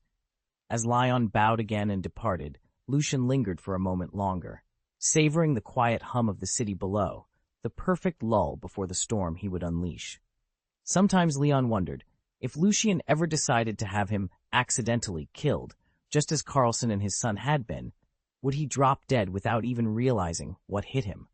The thought was horrifying, like a devil snatching your soul no matter how fiercely you struggled. It left him with a deep, unshakable fear of Lucian. "Where should I transfer the money?" Leon asked. "Don't transfer it anywhere," Lucian said calmly. "Keep it in your own account. I'll withdraw it when I know. Edit." Leon nodded. He didn't even have a personal account in his own name. Routing the funds through Wolverine's or Gabriella's would risk exposing him. It made far more sense to leave everything in Leon's hands. He could pull out cash for small expenses and handle any large transactions himself. After all these events, Leon wouldn't dare think twice about embezzling. Lucian leaned back. "One more thing. Once you've absorbed Carlson's territory, convert as many assets into cash as possible. If you have to, mortgage every property you can to the bank. Then wait for my call." Leon blinked. He had no idea what Lucian was planning or what new storm was about to break, but he knew better than to ask for details. Instead, he forced himself to nod again and turned his attention back to the papers in front of him, heart pounding at the thought of what came next. Lucian didn't offer any further explanation. He simply said, "If you trust me, follow my instructions and you'll make a fortune. If you don't, that's fine, but at least use my entire stake to buy Stark Industries stock." He knew better than to tell Leon about his real plan to rescue Tony Stark. Too much information would only complicate matters. All that mattered was that Leon profited. Once he saw the returns, his trust in Lucian would grow naturally. "I believe you, absolutely," Leon declared, pounding his chest. It wasn't intimidation that drove his response, but genuine faith in Lucian's uncanny abilities. Lucian had already demonstrated feats that seemed almost magical, and Leon suspected he might even foresee the future. If Lucian's tip about a sudden surge in Stark stock proved correct, Leon would earn far more than he ever could by absorbing the Carlson family. After all, the Carlsons, powerful as they were among the Bronx's 13 families, were mere insects next to the world-class behemoth that was Stark Industries. Chapter 7. Departure. The Bronx had always been New York's most chaotic, poorest district, its crumbling facades and crowded streets a far cry from the gleaming towers of Manhattan's elite. And yet, for all its hardship, this was where the newly risen Lion family had made its stand. While the Stark Group flaunted the wealth of the entire globe, the Lions thrived on scrappy ambition. Just a day ago, Leon Lion, patriarch of the clan, had delivered a crushing blow to the once mighty Carlson family. Already weakened by internal strife, the Carlsons had seen 80% of their territory wrested away, leaving only a token 20% in the hands of the last surviving executive. In the space of hours, the Lions had declared themselves the Bronx's dominant force. 2 days later, Leon Lion paced the parquet floors of his modest townhouse, frantically raising every available yuan and dollar. He even parked his stretched Lincoln on the bank's forecourt as collateral. The gesture was more than financial. It was a gesture of absolute confidence in his nephew, Lucian. Leon believed Lucian was destined for far greater things than street corner deals and turf wars. By the third dawn, Lucian found himself back at the gates of Xavier's School for Gifted Youngsters. The school's new airstrip, affectionately dubbed the playground by the students, sat gleaming in the early light. At its heart was the X-Fighter, a sleek, nearly invisible stealth aircraft designed for covert insertion anywhere on the globe. Lucian ran his hand over the cockpit's matte black surface. Inside, the instrument panels pulsed with soft blue light. Normally, he would have begged the Lion family's allies to provide transport for his next mission to Baghlan Province, Afghanistan. But he had bigger news. Isha, Professor Xavier's protege in flight systems, had just informed him she was ready to pilot the X-Fighter herself. No Wolverine this time, he teased as he climbed up onto the wing. Logan would have jumped at a chance to ride shotgun, claws unsheathed, but this operation required discretion. Isha grinned from beneath her flight helmet. Professor X gave me one-on-one training during his good days. I'm cleared to go. Just point me at the horizon. Lucian settled into the co-pilot's seat, fastening his harness. He could still hear Xavier's calm voice. Lucian, your mission is crucial for the mutants and for New York, but trust in Isha. She'll get you there. The hatch hissed shut, the engines whispered to life, and the X-Fighter began to drift forward. On the tarmac, the sun glinted off Leon Lyon's Lincoln, sold to underwrite Lucian's assignment, its sacrifice sealed in steel. Lucian's heart tightened with both gratitude and determination. Isha tapped the thrusters, and the fighter rose, fluid as a bird in flight. Within moments, Manhattan's skyline shrank beneath them, the Bronx, the Carlson territory, the Stark Towers, all falling behind as they cleared the coast. Ahead lay the great unknown, the rugged mountains of Afghanistan, where an enemy more elusive than any street gang awaited. Lucian closed his eyes for a heartbeat, then opened them, filled with resolve. Leon Lyon had staked everything on him. Now it was time to repay that faith, one clandestine mile at a time. Lucian weighed his options and decided that having Isa pilot the X-Fighter to Afghanistan was by far the smartest move. The jet could fly straight to the desert, saving precious hours and eliminating any need to switch vehicles, and thereby reducing the chance of anyone spotting or logging his travel. He deliberately left Wolverine behind, too. Lucian was now confident he could handle the Ten Rings terrorists on his own, and Logan's legendary name would immediately raise red flags with Tony Stark. Even if Stark didn't recognize Wolverine in person, a quick Jarvis scan would reveal his presence. Lucian wasn't ready for Tony, or anyone else, to learn his secret identity. The fewer people who knew who he really was, the safer everyone remained. In his mind, the calculus was simple. Give it another 2 years. By then, Lucian's own powers would be even stronger. Professor X and Wolverine would have fully recovered their strength, and the young mutants would have mastered their abilities in the field. Only then could the team afford to lower its guard. For now, they needed to stay off the radar. The X-Fighter streaked northward at breakneck speed. In just a few hours, it was skirting the empty dunes outside Baghlan Province, Afghanistan. Lucian's window of opportunity had arrived. Lucian whispered the incantation, "Direction appears." Instantly, a slender arrow of golden dust materialized before him. As Isha banked her fighter plane through the sky, the arrow pivoted in tandem, always pointing toward their quarry, at least on the horizontal plane. It faithfully marked north, south, east, and west, but offered no clue about elevation. In the open desert, this limitation posed no real problem. But in a city of soaring skyscrapers, it became glaringly obvious. If their target were holed up on the 18th floor while they hovered at street level, the arrow would stubbornly point toward the building, yet give no hint whether to climb, descend, or hover higher. Lucian sighed. His current tracking spell simply wasn't designed for complex, multi-story terrain. To find someone in a dense urban sprawl, he'd need a more advanced enchantment, one that traced movement footprints through 3 dimensions. Unfortunately, mastering that spell would take time he didn't have.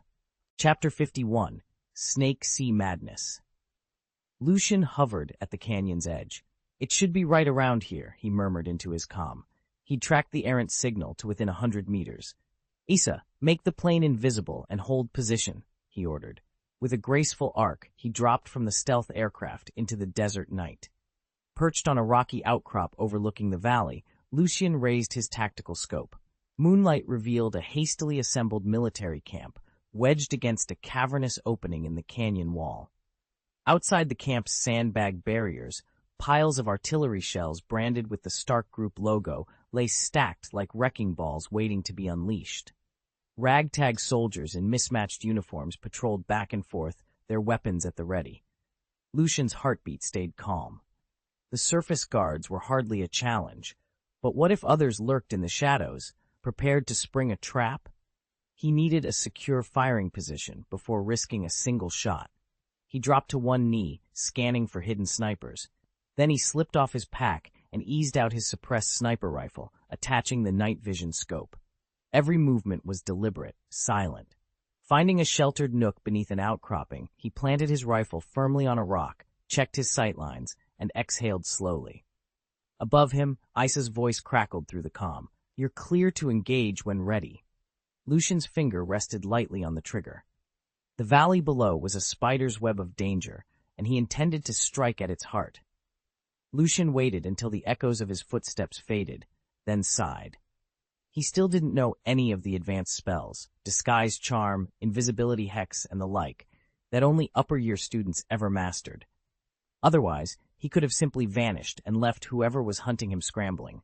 "I need another way to flush them out," he muttered. Putting down the modified sniper rifle, he leaned against a craggy boulder and closed his eyes, searching for a solution. Then an idea sparked. He opened his eyes and raised his wand. "Oolong, come out of the hole," he commanded. "Oolong, come out of the hole! Oolong, come out of the hole!" At his third repetition, the earth beside him trembled. Tiny cracks spidered outward, and a cluster of desert rattlesnakes slithered free.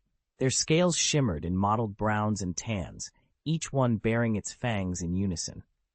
Lucian's plan was simple: unleash these serpents, then chase the attackers out of hiding. Magic in this world draws its strength from the caster's own reservoir. A master like Dumbledore can summon a roaring inferno. A standard Hogwarts professor is usually content with a modest flame. Likewise, a seasoned auror can cast a lethal curse with precision, while a first-year's killing spell might only induce a heavy nosebleed. There is, however, no true upper limit to magical potential, only the caster's stamina. Lucian had tested that boundary before. After hours of non-stop spellwork, the arms grow heavy, the breath short, and every movement demands effort. But fatigue was a small price to pay if he could force his enemies into the open. He set his jaw and gripped the rifle again, his eyes glinting in the fading light. The rattlesnakes hissed, eager to obey. Now all that remained was to wait, and watch the hunters become the hunted.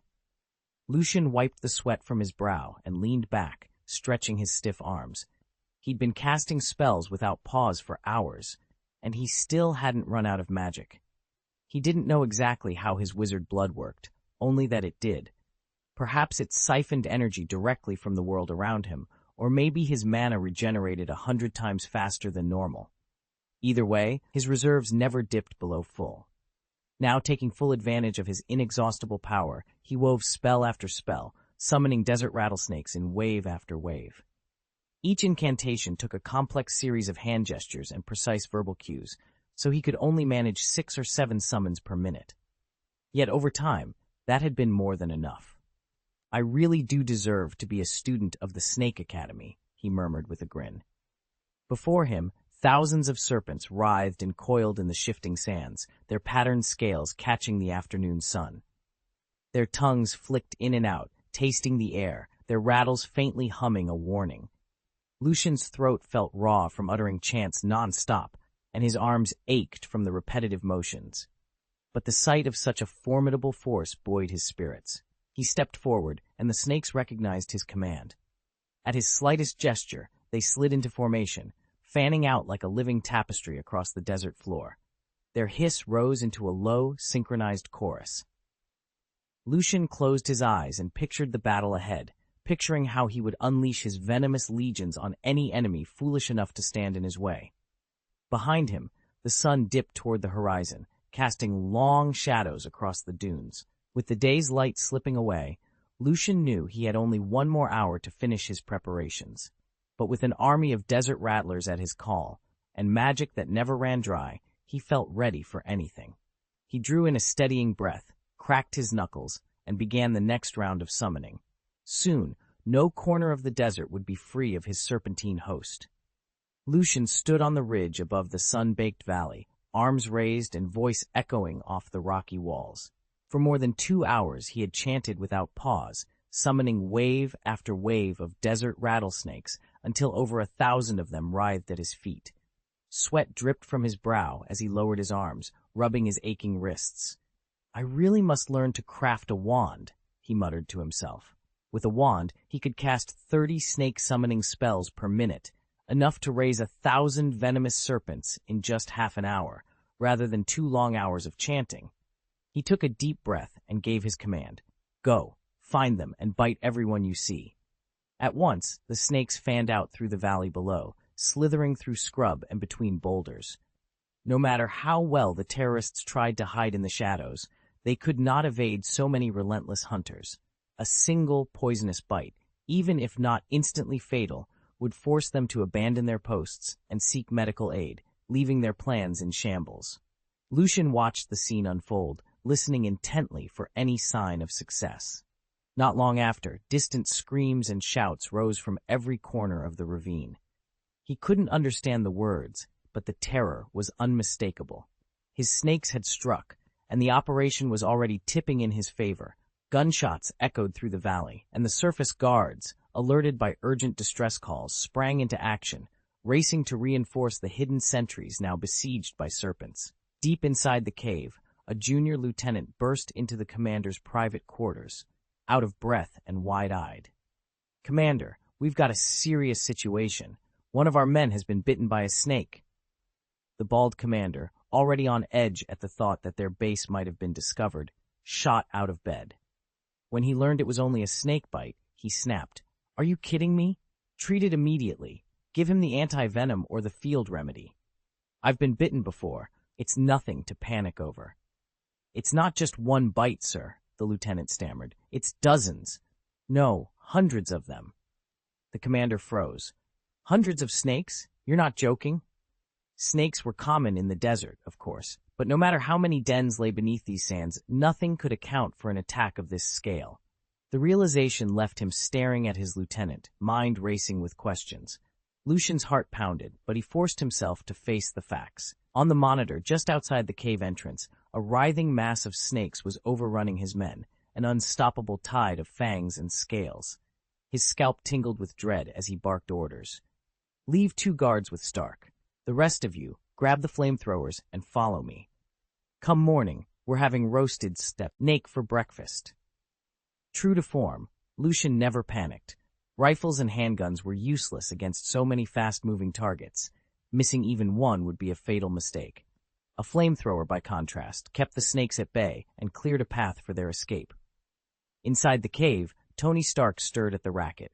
He pressed his eye to the narrow crack in the reinforced door, only to be growled at by the 2 guards stationed there. More than 2 months ago, terrorists had abducted him during a military demonstration of his latest mass destruction missile. In the chaos, one of his own warheads had exploded prematurely, wounding him badly. If not for Dr. Ethan, another captive-turned-impromptu surgeon, Tony would never have made it this far. Now he lay injured but alive, anxiously awaiting rescue. Lucian sat hunched over his workbench in the dim glow of a single lamp, replaying the terrible truths Ethan had exposed. The weapons he'd spent years developing to defend his country had become instruments of mass murder.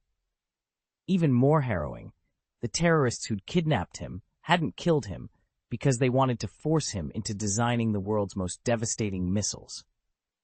The weight of that betrayal had driven him to the brink, but Ethan's faith in him had rekindled a will to live.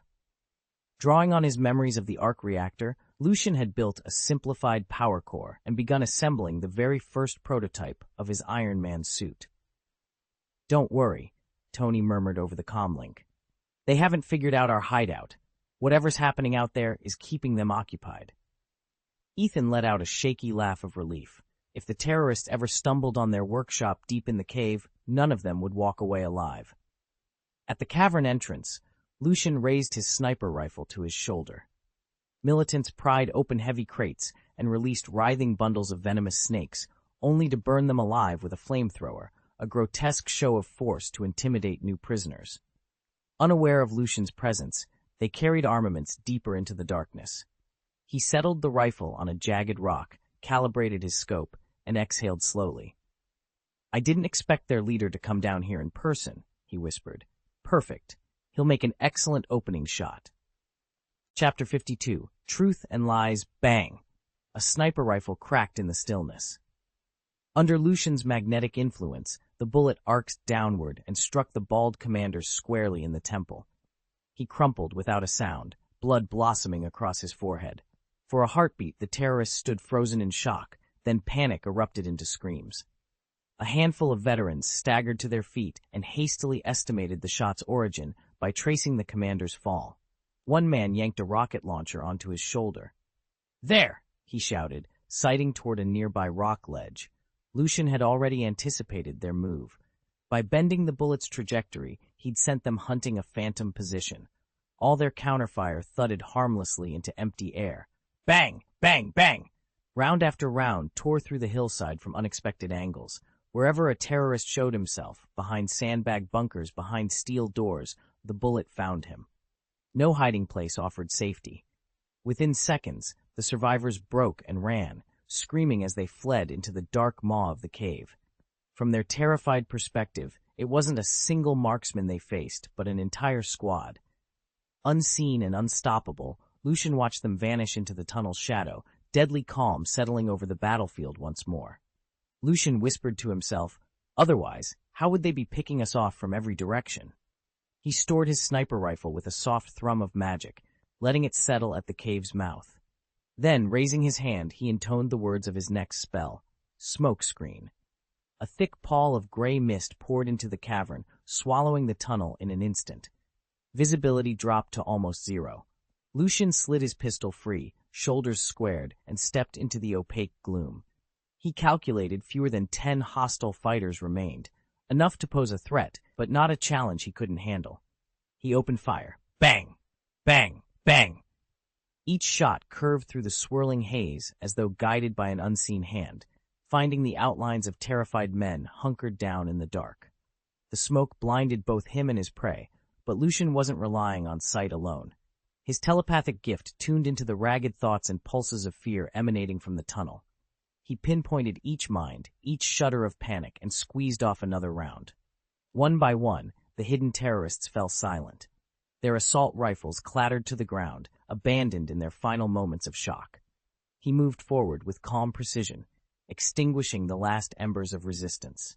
With his level of power, he thought, a small military outpost could be neutralized in exactly this way, swiftly, quietly, without a single scratch on his side. But this was no grand siege. It was a simple sweep, a cleanup now nearly complete. Lucian paused at the cave's midpoint, the smoke slowly thinning around him. He holstered his pistol and surveyed the defeated foes. "Almost finished," he muttered, steeling himself for whatever lay deeper in the tunnel. Even the most skilled sorcerer would be helpless against a surprise missile strike. That much Lucian knew all too well. That's why he concealed his true identity so meticulously, leaving no trail for anyone to follow. In his previous life as an ordinary man, he'd witnessed firsthand the horrifying power of modern weaponry. Even after mastering magic, he refused to look down on organizations like S-Shield or Hydra. Frankly, he believed that legendary wizards, Dumbledore or Grindelwald included, wouldn't last a moment under the blast of a nuclear bomb. He waited for the smoke to clear. 3 terrorists lay sprawled on the cave floor, unconscious from venomous snake bites. Lucian knelt beside them without a flicker of hesitation. Time travel had taught him a grim lesson. Sympathy for your enemy only puts you in their grave. With a steady hand, he dispatched each of them cleanly. No loose ends, no second chances, only certainty. Deeper in the cavern, Lucian found 2 more guards posted outside an iron door. A quick incantation silenced both of them before they could shout an alarm. Stepping forward, he traced the lock with his wand and whispered the unlocking spell. The door creaked open. Inside, dim lamplight revealed a single figure chained to the wall. Lucian's voice was calm as he closed the distance. "Don't be afraid," he said softly. "I'm here to get you out." Lucian sheathed his pistol and offered a lone, confident smile. "They're dealt with." Tony's mechanical flamethrower arm hissed as it retracted, the tension draining from his shoulders. He'd heard the gunshots and the guards' screams outside, and hadn't known whether to expect friend or foe. Now, seeing the 2 sentries lying unconscious at the cave mouth, he let out a relieved breath. "Did Rhodes send you?" he asked. Lucian shook his head. "Never met him. Let's get out of here first, then we can talk." Without another word, Lucian strode out of the tunnel. Tony and Ethan exchanged a quick glance, slung their weapons back on, and followed close behind. As they passed the two fallen guards, Tony bent to retrieve their rifles, his eyes darting warily down the rocky corridor. Apart from the bodies at their feet, there was no sign of anyone alive, just the eerie hush of an abandoned stronghold. Lucian stepped out of the cave, his boots crunching on the loose gravel. Before him lay the body of a bald thug, a neat bullet hole in the center of his forehead. Tony, his longtime partner in every impossible mission, stared in disbelief.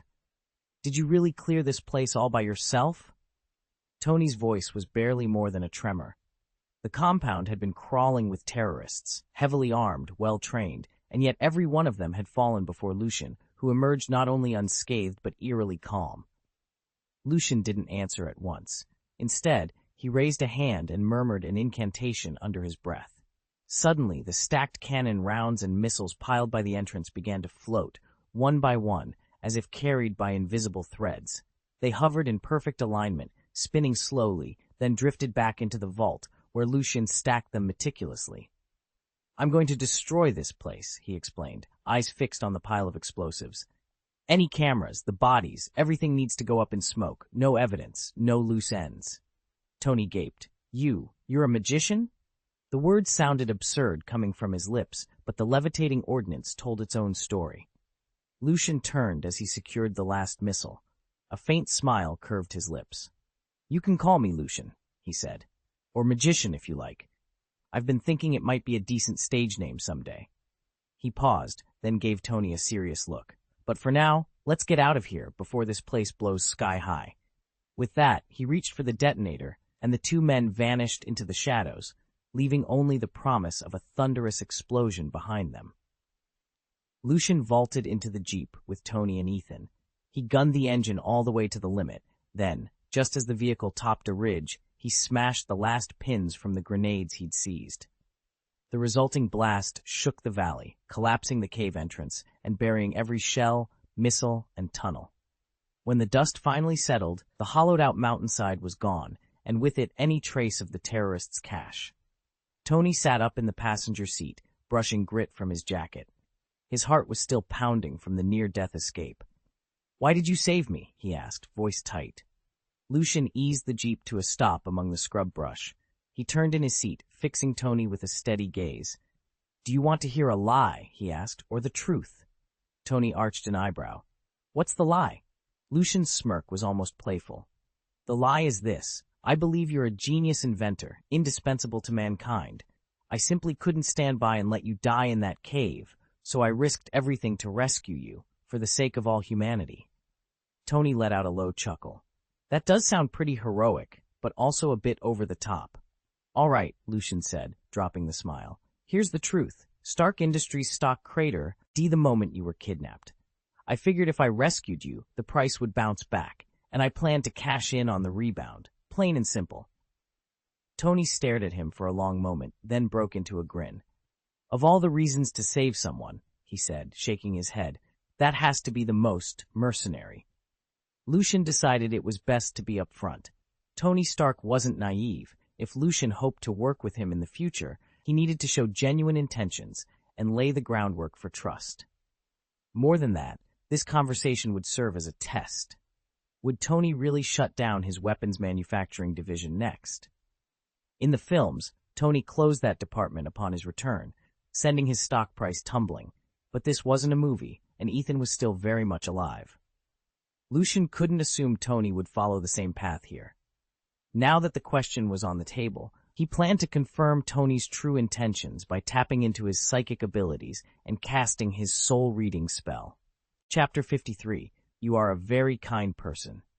"I never thought it would be my own money that saved me in the end," Tony Stark murmured, a wry smile playing on his lips. Around the world, he was already branded a war criminal. Stark Industries' weapons had ended up in terrorist arsenals too many times. Only those with a stake in his work spoke in his defense. To most, he was the ultimate warmonger. Across from him, Lucian sat motionless, his steady gaze never wavering. "Aside from your fortune, there's not much about you that seems vulnerable," he said. "But I promise you, there are plenty who despise you. When I passed through Sokovia, I met a brother and sister whose parents were killed by Stark missiles during their civil war. They swore they'd stay together forever, bound by hatred for you. They'll never forgive you. Tony's smile faded. He looked past Lucian, as if weighing a distant memory. Lucian shook his head, voice low but firm. Honestly, they deserve to hate you. Silence fell between them. Then Tony raised his head, resolve hardening his features. I know, he said, and that's exactly why I've decided to close down the weapons division, for good. Lucian's eyebrows shot up. You mean it? Tony nodded, the weight of his choice settling onto his shoulders. No more lethal armaments. From now on, Stark Industries will focus solely on clean energy and defensive tech. Lucian studied him for a long moment. Then he leaned forward, placing a hand on Tony's arm. You're a very kind person, Tony Stark, he said quietly. Tony allowed himself a small, relieved smile. In that moment, the man who had once been feared as a peddler of death finally began laying down his arms. Lucian watched Tony Stark slump against the wall, his usual swagger gone. Tony's voice cracked. I was such a self-righteous bastard before. From behind, Ethan put a reassuring hand on Tony's shoulder. You still have a chance to make things right. Don't give up. Lucian remembered exactly why Tony felt so guilty. Stark Industries' weapons had been used against his family. But over the past days, he'd come to understand that technology was neither good nor evil, only the people who wielded it. And beneath Tony's brash exterior, Lucian had seen genuine kindness. Tony closed his eyes, taking the accusation to heart. When he finally spoke again, his tone was more measured, almost humble. Look, he said, turning to Xiaoji, I won't hide it. Money motivated me initially, but you saved our lives, and I'm deeply grateful for that. He paused, then added, I'll be holding a press conference at 5 o'clock the day after tomorrow. If you're invested in Stark Industries, you'd better sell your shares before then. Prices are about to change, and I'd hate for anyone to lose out. Lucian raised an eyebrow, half amused. You know, he drawled, that's probably the strangest thing I've ever heard from you. Lucian had known all along that Tony was about to announce the shutdown of Stark Industries' weapons division, thanks to a moment of unguarded legitimacy and their private telepathic link. He'd been surprised when Tony admitted it outright. The gesture felt almost like a peace offering. Because I'm not going to be an asshole anymore, Tony had shrugged, surprising himself as much as Lucian. Who knows? Maybe we'll still be friends. Now, Lucian brought the jeep to a smooth stop on a lonely stretch of road. He unbuckled his seatbelt, eased open the door, and let the magnetic energy underfoot lift him into the air. Before ascending, he called down, reinforcements are closing in, vehicles, choppers. Colonel Rhodes has probably tracked that explosion. I'm out of here. Please, don't tell anyone I was here. From the ground, Tony watched Lucian drift upward until he was little more than a dark speck against the sky. He couldn't hide a pang of envy. Flying effortlessly was something even his Mark II suit hadn't mastered. As helicopters and troop transports thudded into view, Tony grinned to himself. Once he was back at the workshow, he'd revisit his earliest armor schematics and finally build in, what else? A flight function. Shortly after Lucian climbed into the X-Fighter, Colonel James Rhodes marshaled a squad of soldiers through the hangar and found Tony Stark and Ethan waiting in a jeep. In the cockpit, Lucian keyed his secure comm unit and patched through to Lion. You're clear to buy, Lucian said, voice calm. Just remember, sell everything by 5 o'clock the day after tomorrow. On his right, Isa eased the fighter onto a steady course. You ready to head back? Lucian glanced at the readouts. Let's go home. As Isa guided the X-Fighter back toward their home base, Lucian mapped out his next moves. Once news of Tony's return hit the media, Stark Industries' share price would surge. If he sold his entire position before Tony's press conference, he'd lock in a hefty profit. Then, after Stark announced it was shutting down its weapons division and the stock inevitably tanked, he could reinvest at rock-bottom prices. Finally, when Tony publicly acknowledged he was Iron Man, the shares would rebound again. Lucian would sell a portion for another windfall and hold the rest, confident that, in the long run, Stark Industries would only grow stronger. It was a ruthless plan, but utterly foolproof, as long as nothing went wrong. However, one fact still nagged at Lucian's mind. He'd killed the bald boss of the Ten Rings and destroyed the original Overlord schematics in the cave.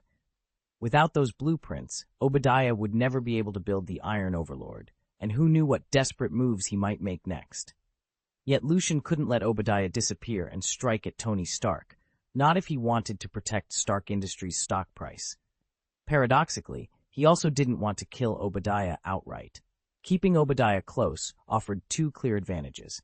First, his very presence would reassure investors after the upcoming press conference, buying Tony the time he needed to study the Iron Man suit and use that technology to prop up the share value. Second, if Obadiah ever decided to betray Tony, Lucian could swoop in and save him again, deepening that life debt that, once incurred, is nearly impossible to repay. I need someone watching this chess game, he thought. Maybe it's time to find a doctor. Between collaborating with his clone on magical research and overseeing events at Stark Tower, Lucian couldn't personally keep tabs on Tony and Obadiah every hour. The one person he trusted for that kind of covert surveillance? Wolverine. Lucian couldn't afford to dwell on Wolverine's condition. He needed to purge the tox from the mutant system immediately. If time allowed, he also hoped to ease Professor Xavier's seizures and tackle the learning challenges plaguing the students. Until now, Lucian had been reluctant to seek medical help. He feared any physician might betray their secrets. But having mastered the basic forgetfulness charm, he could simply erase a doctor's memory once treatment was complete. The very next morning, headlines around the world proclaimed Tony Stark's dramatic return. Stark Industries' stock price rocketed, even surpassing its value before the accident.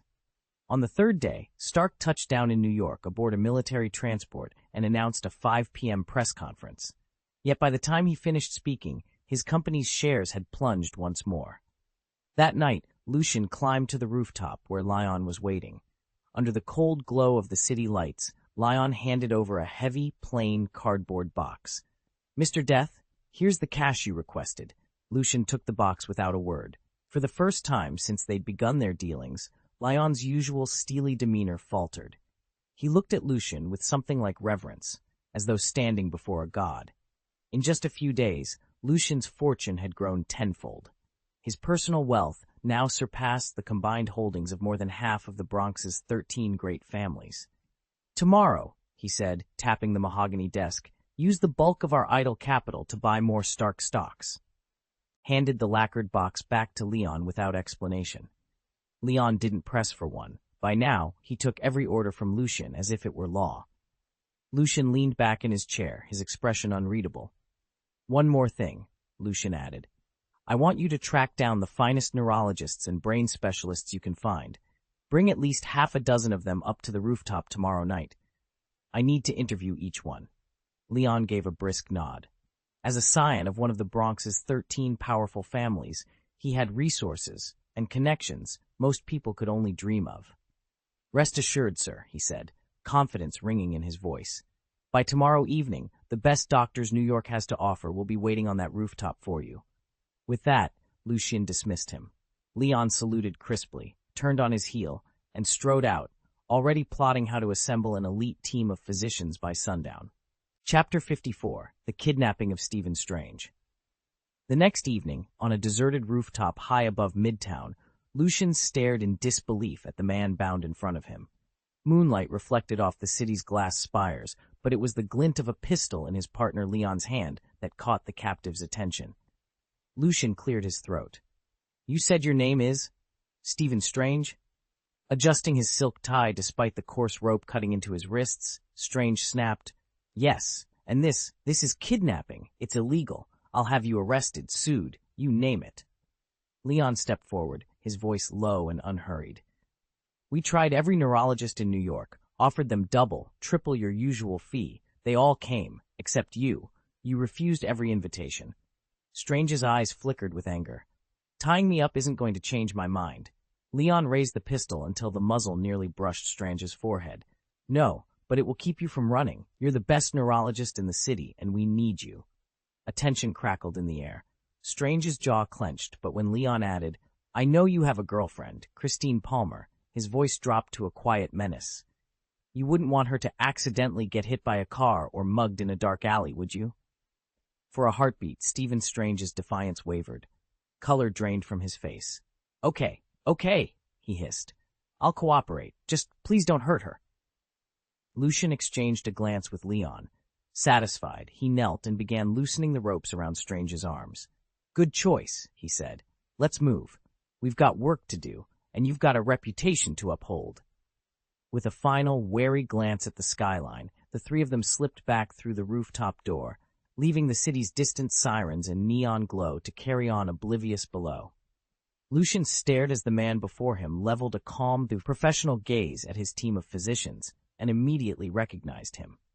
It really is Dr. Stephen Strange. He'd only known Strange as a celebrated surgeon back home, never guessed he'd eventually specialize in neurology.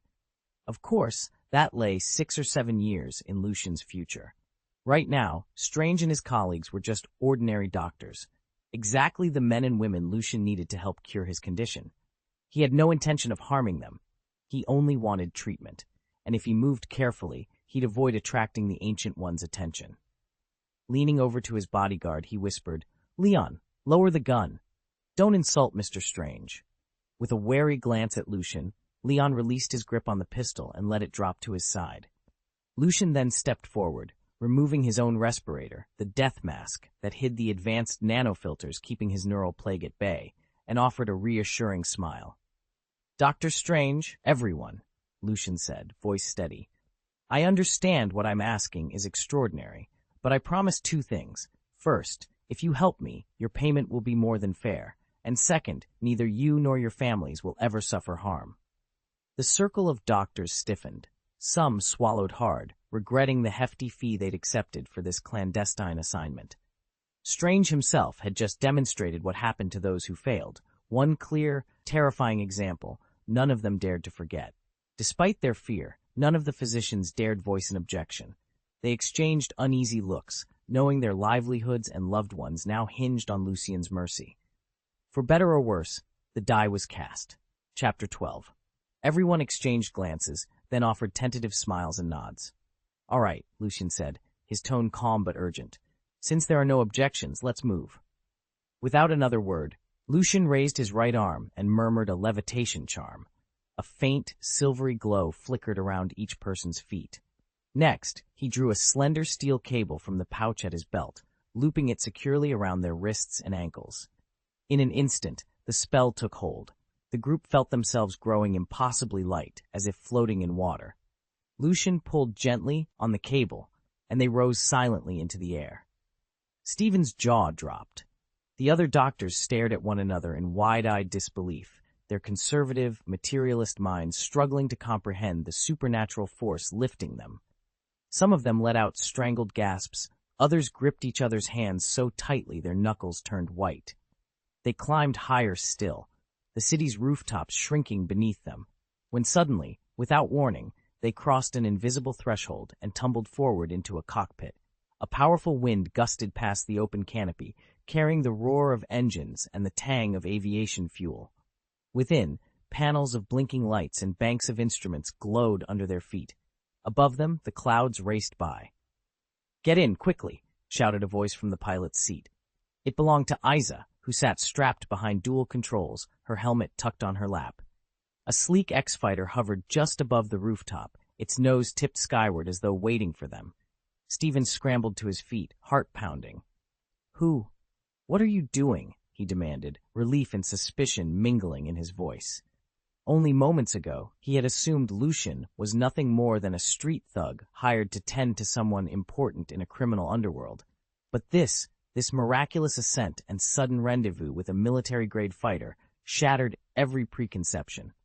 Lucian stepped forward into the cockpit, the floating spell still humming faintly around him. "No time to explain," he said, glancing first at Isa, then back at the bewildered doctors. "We're on a tight schedule. Please, make yourselves comfortable. Isa, punch it, will you?" The X-Fighter's engines roared to life, and in an instant, they were breaking free of the city skyline, climbing into the storm-swirled heavens above.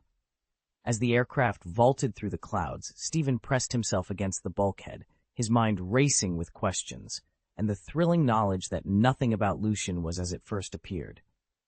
Lucian's heart pounded. He sensed he was stepping into something far beyond ordinary and deadly. One wrong move, and he might be silenced for good. He stopped, leveled a calm gaze at Stephen and the other doctors, and said, "Don't worry. In a moment, you'll understand who I am. No matter what happens, I promise I won't hurt you." He gave a small, reassuring smile, but explained no more. His plan was simple: heal Professor Xavier and Wolverine, then wipe their memories to protect them, and keep himself safe. With that, Lucian led Stephen and the medical team into the underground school's infirmary. Just inside, two figures lay waiting on gurneys. Lucian stopped, gestured toward them, and introduced, "This is Professor Charles Xavier, and this is Wolverine. I'm sure you've heard of them." The doctors exchanged uncertain glances. None of them had ever met a mutant in real life. Mutants, to them, were the stuff of comic books. "I always thought they were purely fictional," one of the physicians admitted. Wolverine, Logan, stirred. He flexed his arm, and with a soft, mechanical snick, his adamantium claws slid free. The sound echoed in the quiet bay. Stephen and the others froze, eyes wide as the steel blades gleamed under the fluorescent lights. Lucian watched their reactions, his resolve firm. This was only the beginning. If people haven't witnessed something for themselves, especially after sustained government and media spin, they're quick to dismiss old rumors. Think of the Dragon's Descent, the Kunlun Mountain Hellgate, or the other supernatural occurrences the elders once swore by. Barring a handful of true believers, most people quietly regard those tales as nothing more than folklore. Even if a Taoist immortal really did survive a thunder tribulation in the skies above the city, few would accept it without first-hand proof. A video wouldn't convince them either. They'd assume it was masterful CGI. And should you actually see it with your own eyes, you might still chalk it up to hallucinations, mushroom poisoning, a mirage, something of that sort. The government is all too eager to bury the truth, and ordinary citizens will likely never know what really happened in their lifetimes. After all, these doctors are educated materialists who simply refuse to believe in anything they can't touch or measure. Lucian led Professor X and Wolverine into the Institute's subterranean wing, where Dr. Stephen and his team of researchers waited. If they hadn't witnessed the professor's powers firsthand, they'd have dismissed mutants as mere legend. "Let me summarize their conditions," Lucian said, setting a file on the steel workbench. Professor X's telepathy is spiking unpredictably, causing mental feedback. Wolverine's adamantium skeleton and healing factor remain intact, but his mutant gene expression fluctuates. He opened a cooler and revealed several vials. "These are the viral constructs we retrieved from the Genetic Modification Research Institute. They're designed to inhibit mutant genes." Dr. Stephen and the other doctors exchanged excited, if slightly uneasy, glances. They immediately turned to the nearby diagnostic bay, flicking on monitors and calibrating scanners. Within minutes, Professor X was lying on an MRI table while Wolverine sat through a battery of genetic assays. The researchers methodically cataloged every reading, from cerebral activity to cytokine levels. Money and personal safety aside, their curiosity about real-world mutants drove them forward. They knew this was a once-in-a-lifetime opportunity. With the initial examinations underway, Lucian stepped back. "I'll leave you to it," he said. He returned to his quarters and resumed his arcane studies, poring over ancient runes alongside the magical duplicate he'd created. Later that night, a soft knock came at the door. It was Dr. Stephen, clutching a tablet. "Lucian, sorry to bother you so late," he began, "but we've run into a problem. The basement lab is well equipped, yet some of our machinery is aging. Imaging resolutions could be better. Gene sequencers need an upgrade." He passed over a digital parts list. "Could you arrange to procure these items as soon as possible?" Lucian reviewed the list under the dim glow of his study lamp, then nodded. "I'll have it done by morning." With that, the fate of Professor X and Wolverine's recovery, and the question of what would happen if the virus truly suppressed their mutant abilities, hung in the balance. Dr. Langford tapped the holo display, scrolling through the latest biopsy results. "Based on our analysis," she began, "Lucian's current symptoms aren't primarily the result of toxins from his adamantium skeleton. His real problem is a virus engineered to suppress mutant gene expression, specifically targeting his healing factor. As soon as we develop an antidote tailored to that virus, his regenerative ability will kick back in and neutralize any lingering alloy toxins on its own." She switched views to a neural scan. The same pathogen is behind Professor Xavier's recent outbursts. His loss of control isn't purely a seizure episode, it's the virus destabilizing his telepathy. Charles Xavier folded his hands in his lap, concern etched in his eyes. So if you clear the virus, I'll be all right? Dr. Langford shook her head. Lucian's case is straightforward. Restore his healing factor, and he'll recover quickly. Yours is more complicated. Years of epileptic damage have left your brain tissue fragile. Even if we eradicate the virus and eliminate every toxin, your epilepsy won't simply vanish. You'll need a prolonged convalescence and no telepathic activity whatsoever, or the neural feedback could do further harm. Your body no longer tolerates that kind of stress. Silence settled over the lab. In the corner, Lucian lay unconscious beneath a transparent stasis dome, chest rising steadily. Around him, advanced medical scanners monitored every vital sign, ready to spring into action the moment Dr. Langford produced the antiviral treatment. Understood? Xavier said quietly, nodding.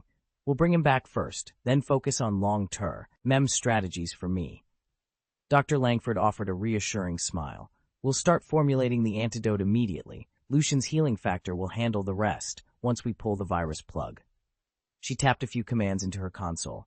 Stand by, both of you. We're about to turn the tide. Chapter 55, Peak Wolverine.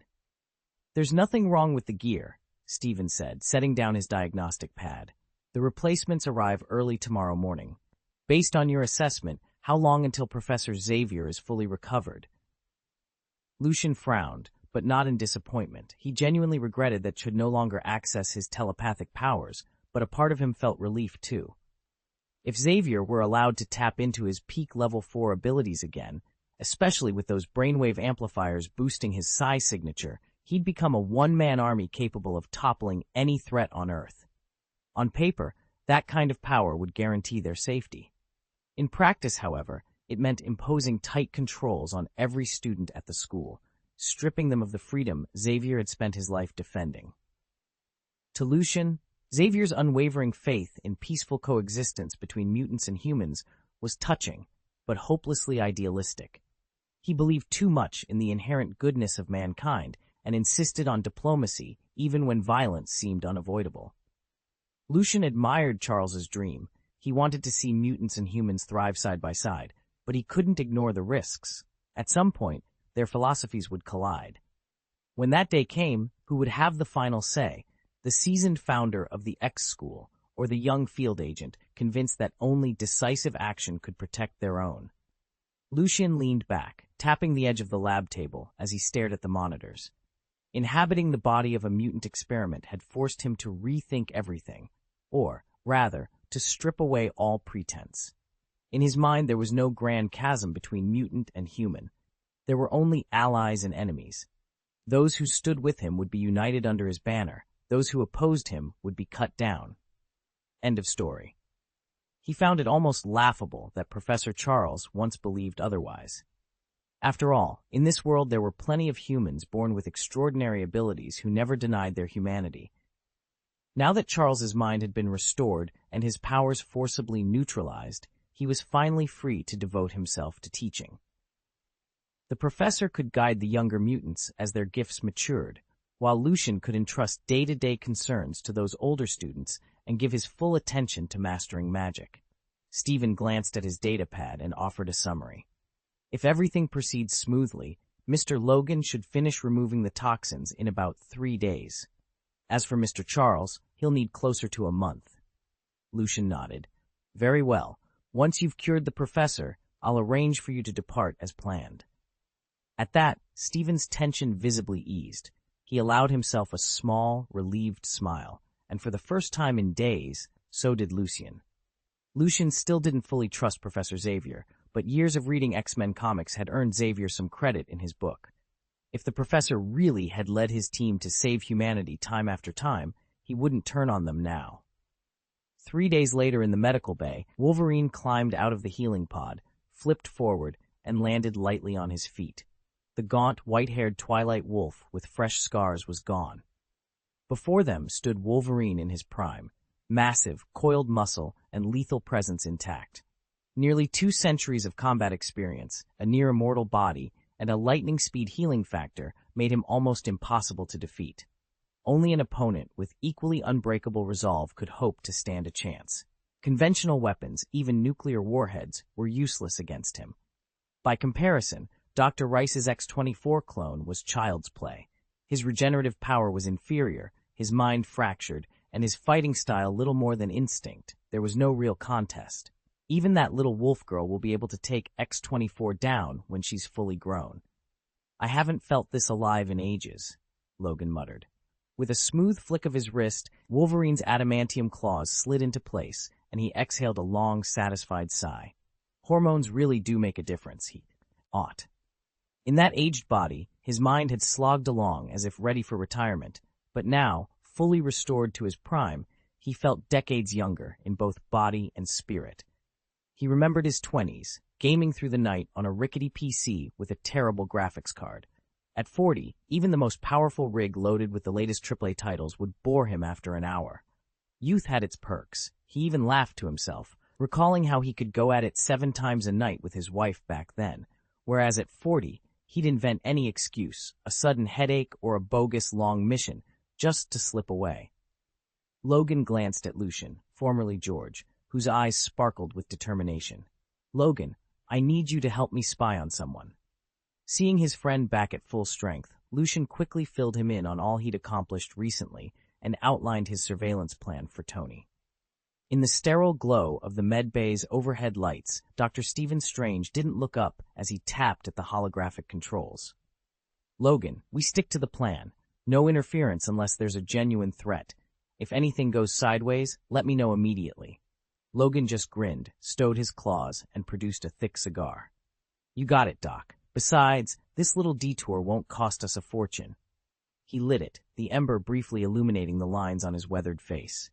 After everything they'd risked to hold their makeshift family together, he had no intention of letting it collapse now. He took a long drag, savoring the moment. Leaning against an equipment rack, Lucian watched them both in silence. His presence had become a comfort and a warning. Stephen still bristled under the weight of his own kidnapping, but he dared not lose control in front of Lucian. Instead, the doctor directed his irritation at the nearest target. Mr. Logan, Strange said sharply. Really? In here? Shall I fetch you an ashtray? Logan chuckled, tapped the cigar's ash into a receptacle, then ground out the glowing tip against his boot. Sorry, Doc. Won't happen again. He dropped the stub in the metal tray and stepped back. At the far end of the room, the professor lay sedated inside a transparent isolation pod, intricate circuitry humming along the length of his skull. The slightest spark could fry the entire stabilization field. Strange resumed his console work, furrowing his brow. Lucian shifted, glancing at Logan. No words were exchanged, but both men felt it. This ragged team had become something worth fighting for. Logan exhaled a cloud of smoke, shoulders straightening. Whatever challenges lay ahead, they'd face them together. He'd be damned if he let their fragile alliance crumble on his watch. 3 weeks later, Professor X's body was completely purged of toxins. The delicate brain surgery Stephen had performed dramatically reduced his seizures, and from now on, he'd only need to take his medication to live out his days like any other elder. Stephen's skill as a surgeon was nothing short of miraculous. True to his word, Lucian rewarded Stephen and his team generously, then arranged their transport back to the city. As the helicopter lifted off from the rooftop landing pad, Stephen turned back and gave Lucian a solemn nod. You have our word, he said. No one will ever learn what happened here this past month. The other doctors murmured their agreement. They'd grown to empathize with Professor X and the mutant children, and the generous pay they'd received made their promise all the easier to keep. Lucian raised a hand, his expression courteous but firm. I appreciate your assurances, but for the children's safety, I need to take additional precautions. Without another word, he began tracing intricate gestures in the air. Faint, shimmering runes appeared around his fingertips. Oblivion, he intoned. A soft wave of arcane energy washed over Stephen and the doctors. One by one, their memories of the isolated compound, the experiments, the children, the crisis itself, slipped away like mist. Lucian watched in silence. After all, no oath, however solemn, could match the security of true magic. Lucian figured that under ordinary circumstances, the doctors would honor their oaths and keep his secrets. Yet he knew all too well what happened when a gun was pressed to a man's temple, or worse, to the temple of his loved ones. Even the most steadfast resolve would crumble under that kind of threat. Ideally, Lucian thought, he could simply remove the risk by killing them all. But murder was a line he wasn't willing to cross. Instead, he settled on a merciful alternative, a forgetfulness spell. With a few whispered words and a flick of his hand, every trace of his plot would vanish from their minds, leaving him free to pursue his goals without bloodshed or loose ends. Chapter 56, An Army of Mutant Clones. Deep within the fortified labs of Yakli Gene Company, Sandor Rice stood before a row of glass containment units. Inside each chamber lay a perfectly formed mutant prototype, muscular bodies wired with monitoring devices, their chests rising and falling in synchronized rhythm. Sandor's eyes gleamed as he reviewed the latest experimental readouts. "I knew we could do it," he murmured to himself, then threw back his head and laughed, the sound echoing off the steel walls. "In time, every nation will bow before me. I will be the undisputed ruler of this world." His confidence sprang from months of tireless research. After X-24's last mission ended in failure, an unsuccessful hunt for the escaped mutant children, Sandor had salvaged every scrap of data from the operation. Those grim insights allowed him to refine his cloning process, and over the past 3 or 4 months, he had achieved breakthroughs beyond even his own expectations. First came the Logan series. Dozens of fresh Wolverine clones, each bearing the familiar retractable claws and rapid healing factor. Then, with that proof of concept behind him, Sandor turned his attention to replicating other powerful mutants. He was already well on his way to producing functional copies of Charles Xavier, Magneto, Jean Grey's Phoenix persona, and Cyclops. Of course, these prototypes fell well short of their originals. Early tests showed their powers hovering at just 20 to 30% of the real mutants' levels. Yet, Sandor considered even that diminished strength a force to be reckoned with. In a few more weeks, he thought, his laboratory army would be ready, and so would he. He tapped a touchpad beside the nearest tank, watching coolant fluid swirl around the sleeping clone. "Prepare the next series of enhancements," he ordered. "Once we bridge that performance gap, no one, mutant or human, will stand in our way." As his words trailed off, the lights in the containment units pulsed, and somewhere in the corridor beyond, the faint click of security locks echoed. Sandor Rice's vision of global conquest was no longer fantasy. It was only a matter of time. Lucian focused on the numbers. In a few years, he realized, he could mass-produce mutant clones and link them to his network for remote control. Conquering a nation wouldn't be difficult. One level 3 Magneto clone might be manageable, but 1,000? Even Magneto himself would hesitate to face such an army. The idea was still in its infancy, just a glimmer of possibility, but it was enough. If everything proceeded smoothly, no country would stand in his way. Lucian paused, imagining George's voice in his ear. The old strategist would have scoffed at his optimism, warning that the world is never as simple as it seems. He smiled to himself, unbothered. "Bring Donald in," he said. He cleared the clutter from his workstation, then picked up the communicator and keyed the command. Within moments, Donald, commander of the base, appeared on the screen. Lucian leaned forward. "Any leads on those escaped subjects?" Donald tapped a few commands and grimaced. "No precise coordinates yet, but we have confirmation. They're in New York. They've switched vehicles multiple times, but our tracking specialists have followed every move. They entered New York City 2 days ago, and they haven't left since." Lucian nodded. The chase was on. "They must be hiding in some kind of safe house," Commander Donald reported, tension stiffening his voice. For weeks, he'd thrown every asset into tracking Wolverine and Lucian, subject number 757, desperate to atone for the fiasco at the border facility. But their trail went dead once they crossed into New York, and there was no sign of movement since. Dr. Rice's reply crackled through the intercom. "We need live combat data on these clones, and any defective specimens must be terminated. Once I perfect the cloning procedure, I'll commission a Caliban duplicate. His mutant tracking ability will locate our targets in no time. Understand this, Donald. If you fail again, don't return." A cold sweat broke out on Donald's brow. He knew Dr. Rice never made idle threats.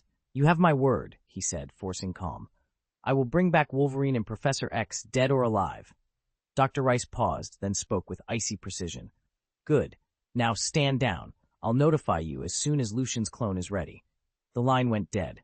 Donald swallowed, steeling himself for the mission ahead.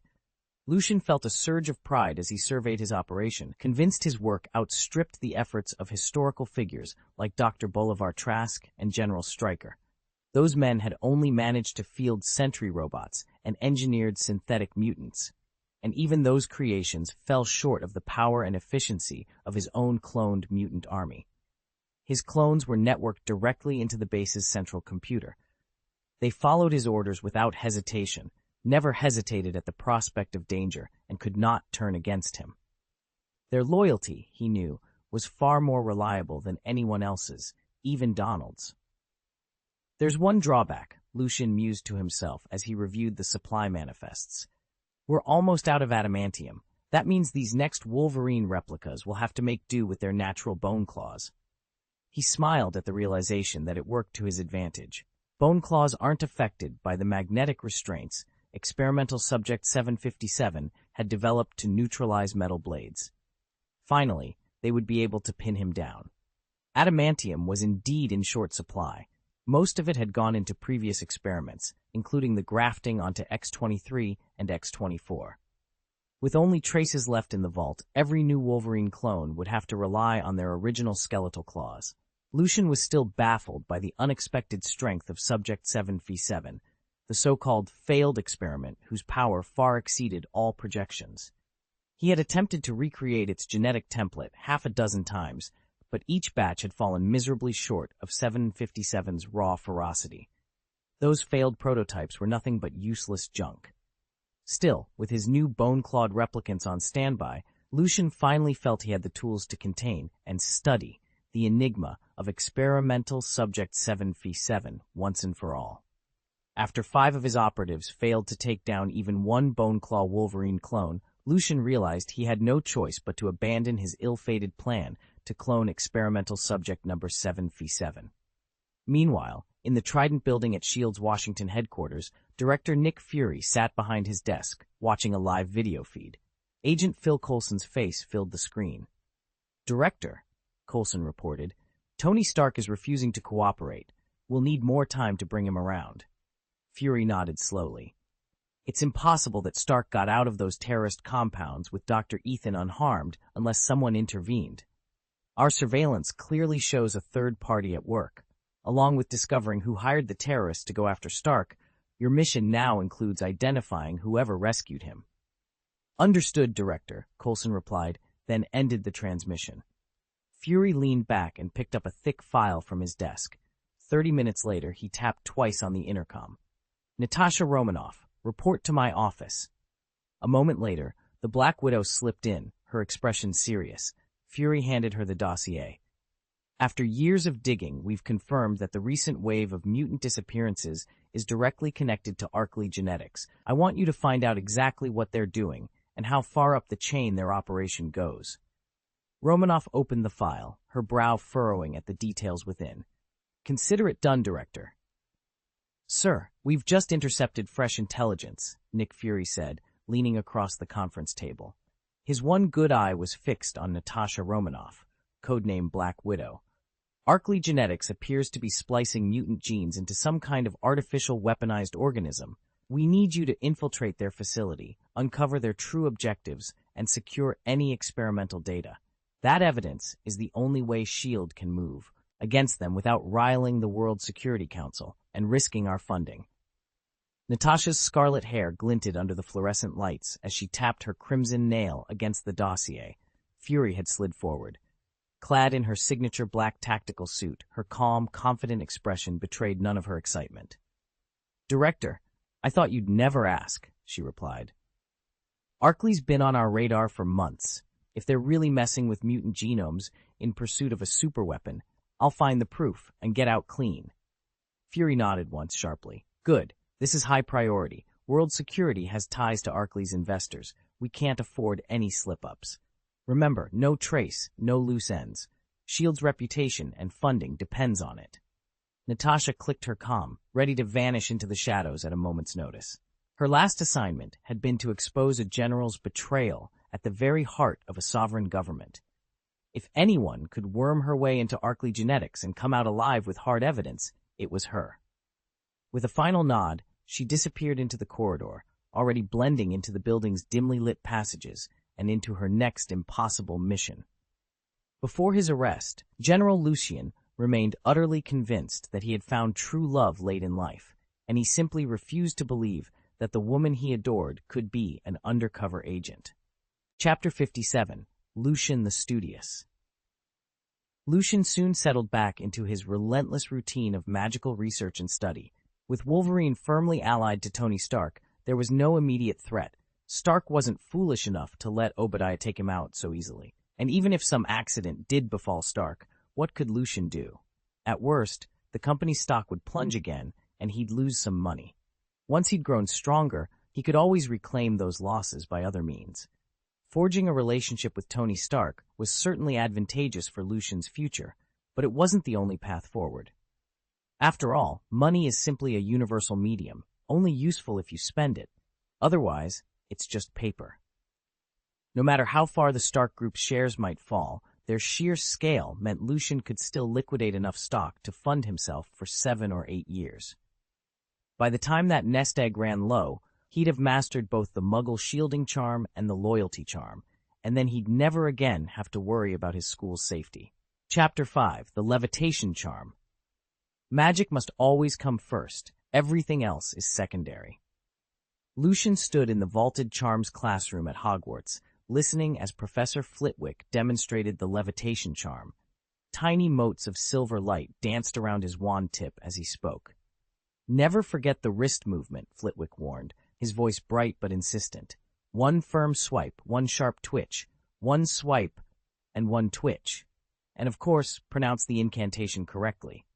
He paused, wagging a finger. "Remember, just last week, young Barufio mispronounced the final consonant and summoned a buffalo instead of a butterfly. He spent the better part of an hour trying to crawl free from under the poor creature's hooves." A ripple of laughter filled the room. "Well," Flitwick added dryly, "at least he won't be short of beef any time soon." Lucian smiled politely, but inside he rolled his eyes. He'd learned enough about transfiguration to know you couldn't simply pull food out of thin air. Conjuration spells had limits. That cow must have been shifted in from a nearby pasture or transformed from some existing animal. Magic was wondrous, but it obeyed rules. No one could conjure steak or soup without some point of origin. He glanced around at the other students, all clutching their wands with varying degrees of confidence. With a deep breath, Lucian focused on the glowing mote at the tip of his own wand. He steadied his wrist. One swipe, one twitch. He whispered, "Vivi, oh, sa!" A small feather floated upward in a swirl of silver light. Professor Flitwick beamed. "Excellent form, Mr. Argent."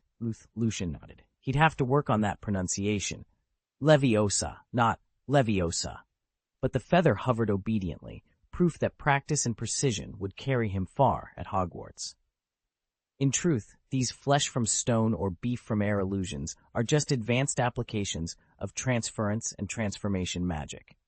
A transference charm can only move, or summon, objects that already exist somewhere within the vicinity. No matter how many times you botch the incantation, you won't conjure a cow in the middle of a desert where none exist.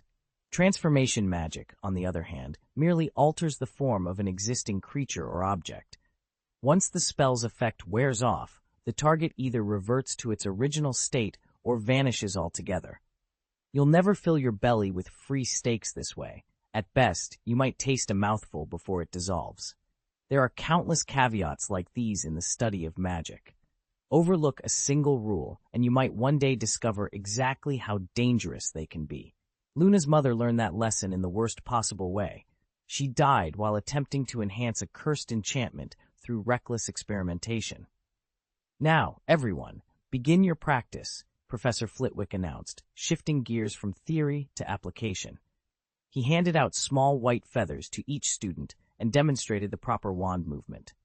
Murmuring Wingardium Leviosa once, he sent the feather bobbing gently in the air. Lucian, always quick to volunteer, shot up his hand before the professor could finish his demonstration.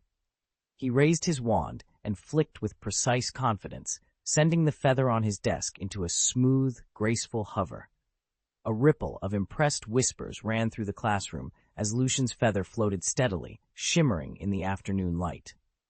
Flitwick peered at him over his spectacles, clearly ready to offer both praise and pointers. Wingardium Leviosa! The moment Lucian spoke, the desks lifted clean off the floor, hovering in neat rows midair. A few first-year students, still struggling to levitate their feathers, gaped in astonishment as their carefully coaxed spells fizzled to nothing. Excellent work, Lucian. 5 points for Slytherin.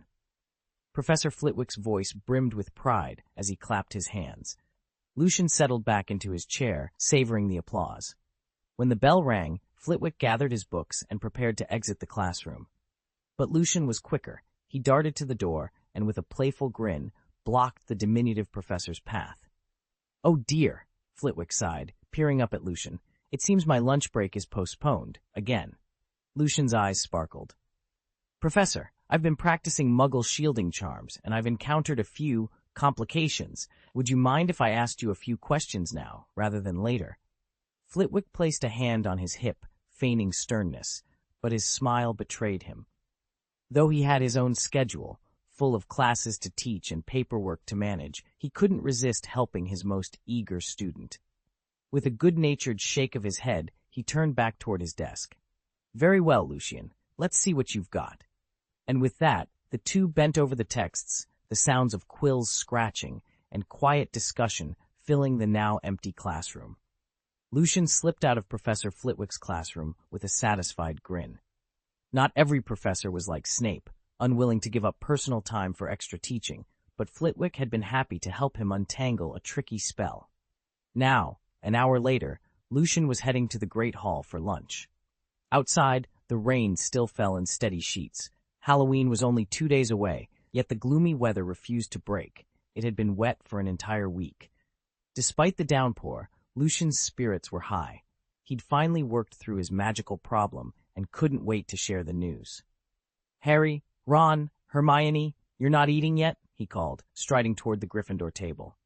The hall was oddly empty for this time of day, so the trio was impossible to miss. "Lucian," Harry said, pulling a face as Lucian sat down beside him. "We were just discussing Nick's Death Day party." Lucian raised an eyebrow. "Nearly headless Nick's on Halloween?" Harry sighed. "Yeah, last night after Quidditch practice I slipped in the corridor, Filch caught me again, and the castle floor got a bit messy. Nick stepped in to save me from detention, so I promised I'd go to his 500th Death Day party in the dungeons." "Don't look so glum about it," Lucian said, clapping Harry on the shoulder. "It'll be fun, and you owe him that much." Hermione and Ron exchanged sympathetic looks, but Lucian could already tell their friend would be fine once the party was underway. After all, a fancy ghostly celebration beats a run-in with Filch any day. "Halloween parties happen every year," Harry said, a gleam in his eye, "but a ghost's Death Day party only comes around once. I'm willing to bet it'll be unforgettable. I'd really like you all to come with me." Hermione's face lit up. "A Death Day party? That sounds fascinating." Ron, on the other hand, scowled. "Why would anyone celebrate the day they died? It's horribly unlucky." "Harry's already given his word to nearly headless Nick," Hermione reminded him, folding her arms. She shot Ron a challenging look, daring him to argue. Ron gulped, hurriedly backpedaling. "Right, you're absolutely correct, Hermione. As a good older brother, I'll be the puff free to keep Harry company." Harry beamed. "Thanks, Ron." Then he turned and grinned at Lucian. "Lucian, how about you? Will you join us?" Lucian returned Harry's grin with a polite shake of his head. "I think I'll pass this time. I don't want to miss my very first Halloween feast at Hogwarts." He tucked his hands into his robes, recalling the stories of the Basilisk's rampage and Voldemort's return on Halloween. He wasn't eager to get tangled up in any basilisk business just yet, though he had to admit the prospect of Hogwarts' own festivities sounded almost as tempting as a ghostly soiree. "Just a friendly reminder," Lucian said, leaning forward. "According to what I read in the Book of Ghosts, spirits can't eat ordinary food. The only real taste they get comes from extremely pungent odors, basically things that have been rotting for ages. So if you go to that ghost banquet on an empty stomach, you'll be starving. You'd better grab a proper meal beforehand." "Oh, Merlin," Harry groaned, sinking into his chair. "I really shouldn't have promised Headless Nick I'd join him." Hermione tilted her head, intrigued.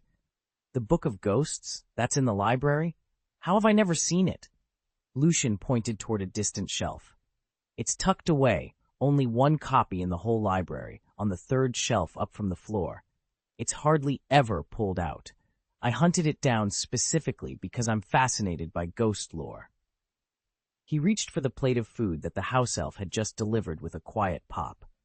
As Lucian took a bite, he resumed chatting with Hermione, the three of them comfortably immersed in their discussion of all things spectral. Lucian combed the dusty shelves for any volume on ghosts. He wasn't merely indulging a passing curiosity. He was determined to learn if he could shift into a spectral form and endure beyond death.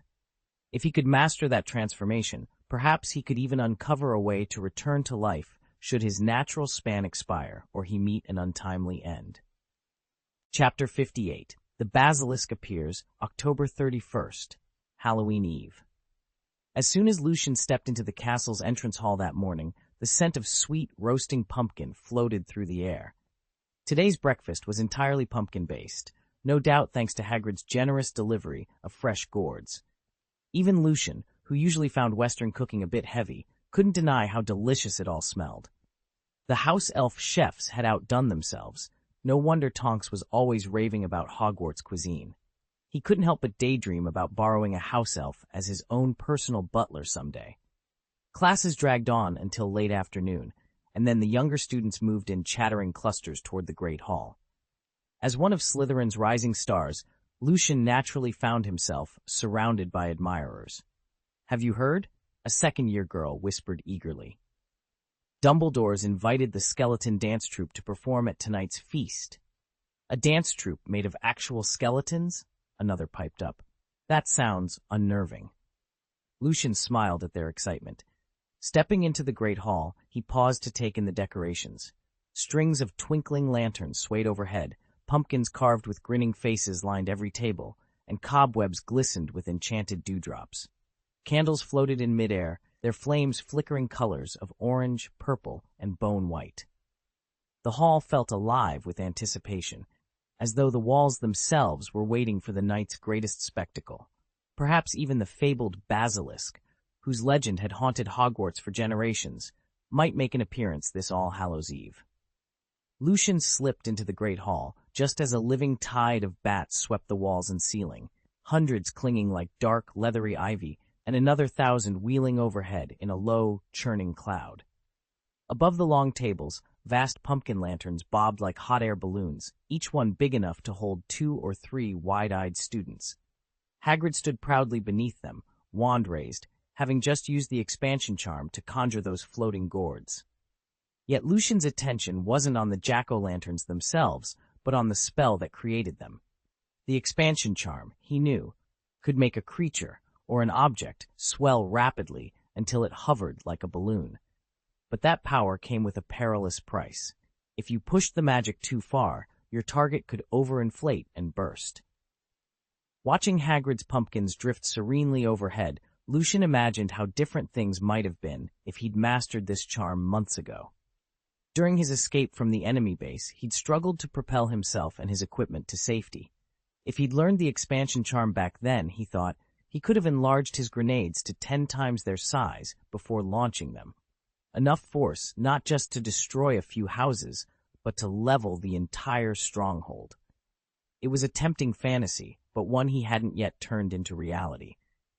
Even with Hagrid's patient lessons, Lucian hadn't fully unlocked the spell's potential, and truth be told, his appetite for magical knowledge went far beyond one incantation. He was determined to master them all. Lucian had deliberately kept the expansion charm low on his list of priorities, so he'd only allotted it a slot in the back of his study rotation. It didn't demand much attention, and with the advantage of splitting his efforts between 2 bodies, he knew that, had he drilled it every day, he would have mastered it long ago. But there were more pressing spells to learn, and the charm could wait. The Halloween feast at Hogwarts more than lived up to its reputation. House elves in crisp livery had laid out mountains of savory dishes, professors took turns astounding the students with dazzling displays of magic.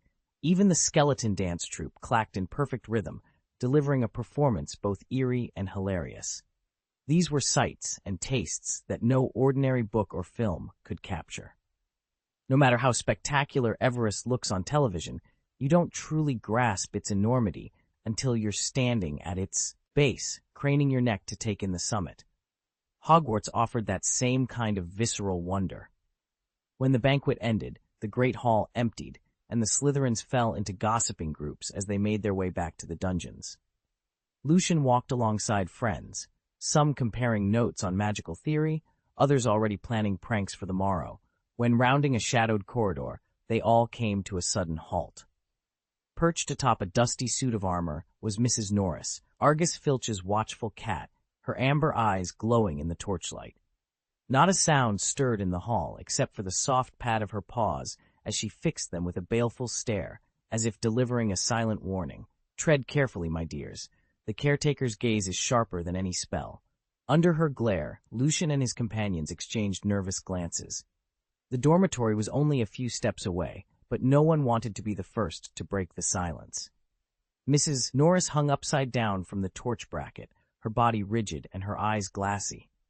Beside her, scrawled in large, menacing letters on the stone wall, was the warning: "The Chamber of Secrets has been opened. Enemies of the air, beware." On the other side of the corridor, Harry, Ron, and Ginny stood frozen in fear. "Enemies of the air, beware. You're next, mudbloods," Draco Malfoy taunted, stepping forward with a cruel smirk. Before he could finish, Lucian, formerly known as George, slid up behind him and pressed a hand to Draco's shoulder. "Not now, Malfoy. Go find the headmaster and tell him what's happened." Malfoy glanced back at Lucian, hesitated for a moment, then fell silent. With a snarl of frustration, he spun on his heel and sprinted toward the Great Hall. Moments later, Professors Dumbledore, Snape, Lockhart, and McGonagall came pouring into the corridor, along with a furious Argus Filch. The caretaker let out a roar when he saw his beloved cat, now petrified and dangling awkwardly in the torchlight. "That Potter's done this!" he raged. "He's out for revenge, mark my words." Dumbledore stepped forward, his expression grave but calm. "Argus, please," he said gently. "This is not the work of a first- or second-year student. No spell of such power could be performed by anyone so young." He cast a withering glance at Filch, then looked back at the pale school cat. "I fear we are dealing with a far darker magic than any of us have encountered before." As the professors conferred in hurried whispers, Lucian crouched beside Ron and Ginny, doing his best to steady his racing heart. The warning on the wall seemed to echo in the shadows. The Chamber of Secrets had truly been opened, and Hogwarts would never be the same again. Lucian lingered in the corridors long after the chaos had died down, his eyes trained on the motionless form of Colin Norris. There was still time. Colin could be saved. And yet Lucian said nothing about the basilisk he'd glimpsed in the Chamber of Secrets. He might have earned Gryffindor, or even Dumbledore's praise for speaking up, but he preferred to keep his distance. When Professor Dumbledore led Harry, Ron, and Hermione off for questioning, Lucian slipped back into the Slytherin common room. A gaggle of first years clustered by the fireplace, breathlessly swapping theories about the chamber. Lucian offered a polite nod, then claimed an empty alcove. He pulled out his well-worn copy of Advanced Magical Theory and immersed himself in its dense, swirling diagrams. The younger students watched him with wide eyes. Some whispered that he was the cleverest of their year. Halloween came and went, and the castle settled into a wary hush. Still, rumors about the chamber never faded. In every corridor and classroom, students speculated over who or what was responsible. A surprising number pointed the finger at Harry Potter, convinced he was the true heir of Slytherin. One afternoon in the library, Lucian was hunched over his notes when Harry, Ron, and Hermione materialized beside his table. Harry's eyes burned with accusation as he leaned forward. "You're honestly saying it's Malfoy all along, that he's the heir of Slytherin, and that he plans to finish off every Muggle born in Hogwarts?" Lucian closed his book and met Harry's gaze evenly. "Look at the Malfoys' record. Every male heir in Slytherin, all of them obsessed with pure blood status. Draco parades it around the school like a trophy. You tell me, if anyone fits Salazar Slytherin's descendant, it's him. As for his father, Lucius's attitude toward Muggleborns isn't exactly charitable. Hermione frowned, Ron snorted in disbelief, and Harry's face darkened. Lucian gathered his things, uncertain whether his words would start an argument or help unmask the real culprit. But he knew one thing. Until someone produced hard proof, suspicion would shift from one student to the next, and the chamber's secret would remain buried in shadow. Ron leaned forward with a theory. What if the chamber's key has been in Malfoy hands for generations, handed down from father to son, grandfather to grandson, until it finally reached him? Hermione nodded. It would explain why he has the power to open it. And no one despises Muggle-born witches and wizards more than he does. Remember, he called me a mudblood. But that's just speculation, Hermione continued, frowning at Ron and Hermione both. You can't accuse him on a hunch, especially when his father holds so much influence at the Ministry. Lucian, formerly called George, smiled at their concern. He knew more than they did. Lucian wasn't a direct heir of Salazar Slytherin, but Voldemort was. He wasn't about to blurt that out, though. Instead, he said, "All right, you want my help?" Ron, Hermione, and Harry clustered around him. "We need you to get hair samples from Crabbe, Goyle, and Millicent Bulstrode," Harry said quietly.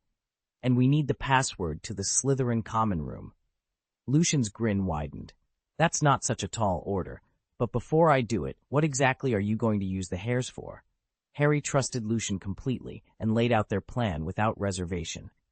"We're going to brew Polyjuice Potion, assume the identities of those 3 students, and slip straight into the Slytherin common room. Once we're inside, we'll force Malfoy to talk." Lucian arched an eyebrow. "Clever, if you don't mind breaking at least 50 school rules. Which one of you came up with the idea?" He nodded casually, studying them in turn. Harry and Ron exchanged a quick look, and both pointed at Hermione. Neither of them could have dreamed this up, since they hardly even knew what Polyjuice Potion was. Chapter 59, The Freezing Curse. "It seems Miss Hermione really was meant for Gryffindor," Lucian teased, a faint grin tugging at his lips. Hermione's cheeks flushed, but she made no attempt to deny it. After all, she and Professor McGonagall shared more than just a house. Both appeared strict rule followers on the surface, yet harbored an adventurous streak few could match. In fact, 80% of Harry and Ron's most daring misadventures traced back to Hermione's brilliant scheming. Lucian suspected her fury over the flying car incident had less to do with the school rules they broke, and more to do with being left out of the ride. Hermione pressed her lips together, then let out an exasperated sigh.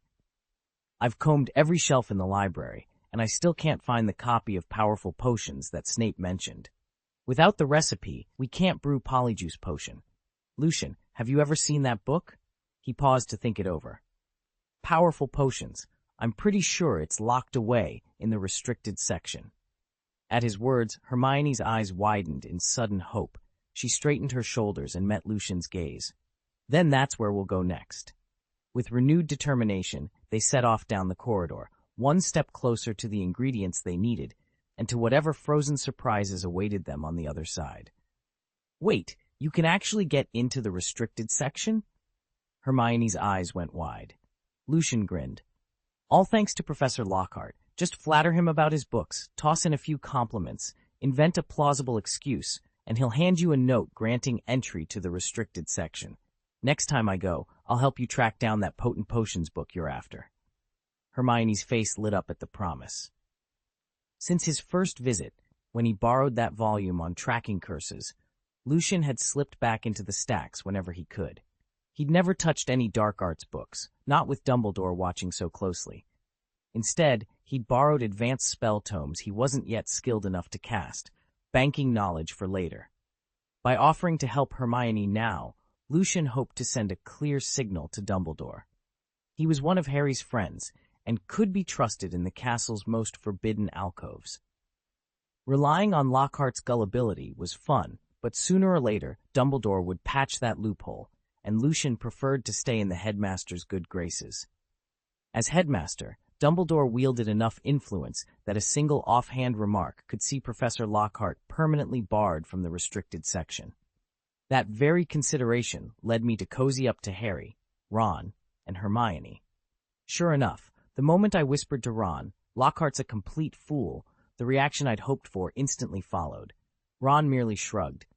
"I'm not even surprised you feel that way. Ever since what happened in Cornwall with those Cornish pixies, Lockhart's been exposed for the fraud he is." Hermione snapped back, indignant. "He's not a fraud. I've checked every single story in his book. Every one of them is true." I leaned forward, grinning. "Come on, Hermione. Admit it. You only stick up for him because he called you the best second-year student in the entire school." Hermione's cheeks flamed. "All right," she said, folding her arms. "I'll help you, but on one condition." I raised an eyebrow. "Name it." She met my gaze steadily.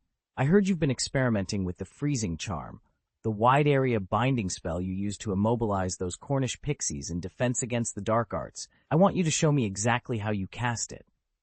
I smiled. "You've got a deal." Lucian studied the incantation notes with keen interest. The freezing spell, Hermione had explained, was certainly effective against creatures of modest strength. Any monster of greater power could shatter its icy bonds without a second thought. Yet Lucian's curiosity lay elsewhere. The spell's secondary effect on Muggle technology. Anti-theft alarms, surveillance cameras, even delicate microchips would all shut down the moment they were hit by the psi tendrils of magic. In the Muggle world, wizards often rely on this to disable security systems, Hermione said, adjusting her robes proudly. "Imagine using it on someone like Iron Man. If the arc reactor in his chest were affected, his entire suit could lock up instantly." Lucian's eyes gleamed at the prospect. "That's exactly why I want to learn it. Wizards in a modern battlefield would find this invaluable." Hermione's expression softened. To her delight, Lucian, one of Slytherin's brightest, was genuinely eager to learn. She loved teaching, especially when her students showed real drive. She remembered all too well how frustrating it was with Ron, who often ignored her lessons and mocked her efforts. But Lucian listened respectfully, never once losing his temper or sneering. "Very well," she said, closing her book with a snap. "I'll teach you every detail. Wand position, incantation timing, even the subtle wrist flick that focuses the spell's energy. By the end of today, you'll know the freezing charm inside and out." Lucian grinned. Hermione had never had such an attentive pupil, and together they leaned over the dusty tomes, ready to master a spell that could turn the tide of any battle, magical or mechanical. Lucian's eyes went wide. "Abnormal," he whispered, half to himself. Harry and Ron exchanged perplexed glances. The freezing curse was notoriously the hardest second-year spell to master, one that wouldn't even be introduced until next term. Hermione, of course, was already dabbling in advanced charms, but Lucian, he'd only just started first year a few months ago. Neither boy could begin to fathom the inner workings of Hermione's brilliant mind. The very next morning, Lucian slipped Gilderoy Lockhart's signed permission slip to Madame Pince and made his way into the restricted section. There, tucked between towering shelves, he retrieved a battered, leather-bound volume entitled The Comprehensive Compendium of Potions, or as Lucian liked to call it, the Powerful Potion Book.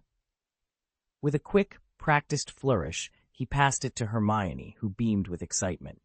But before handing it over, Lucian had already activated the Marvel system on his enchanted notebook. In less than an hour, he digitized every single potion formula within the compendium, an achievement so improbable even Dumbledore would have raised an eyebrow.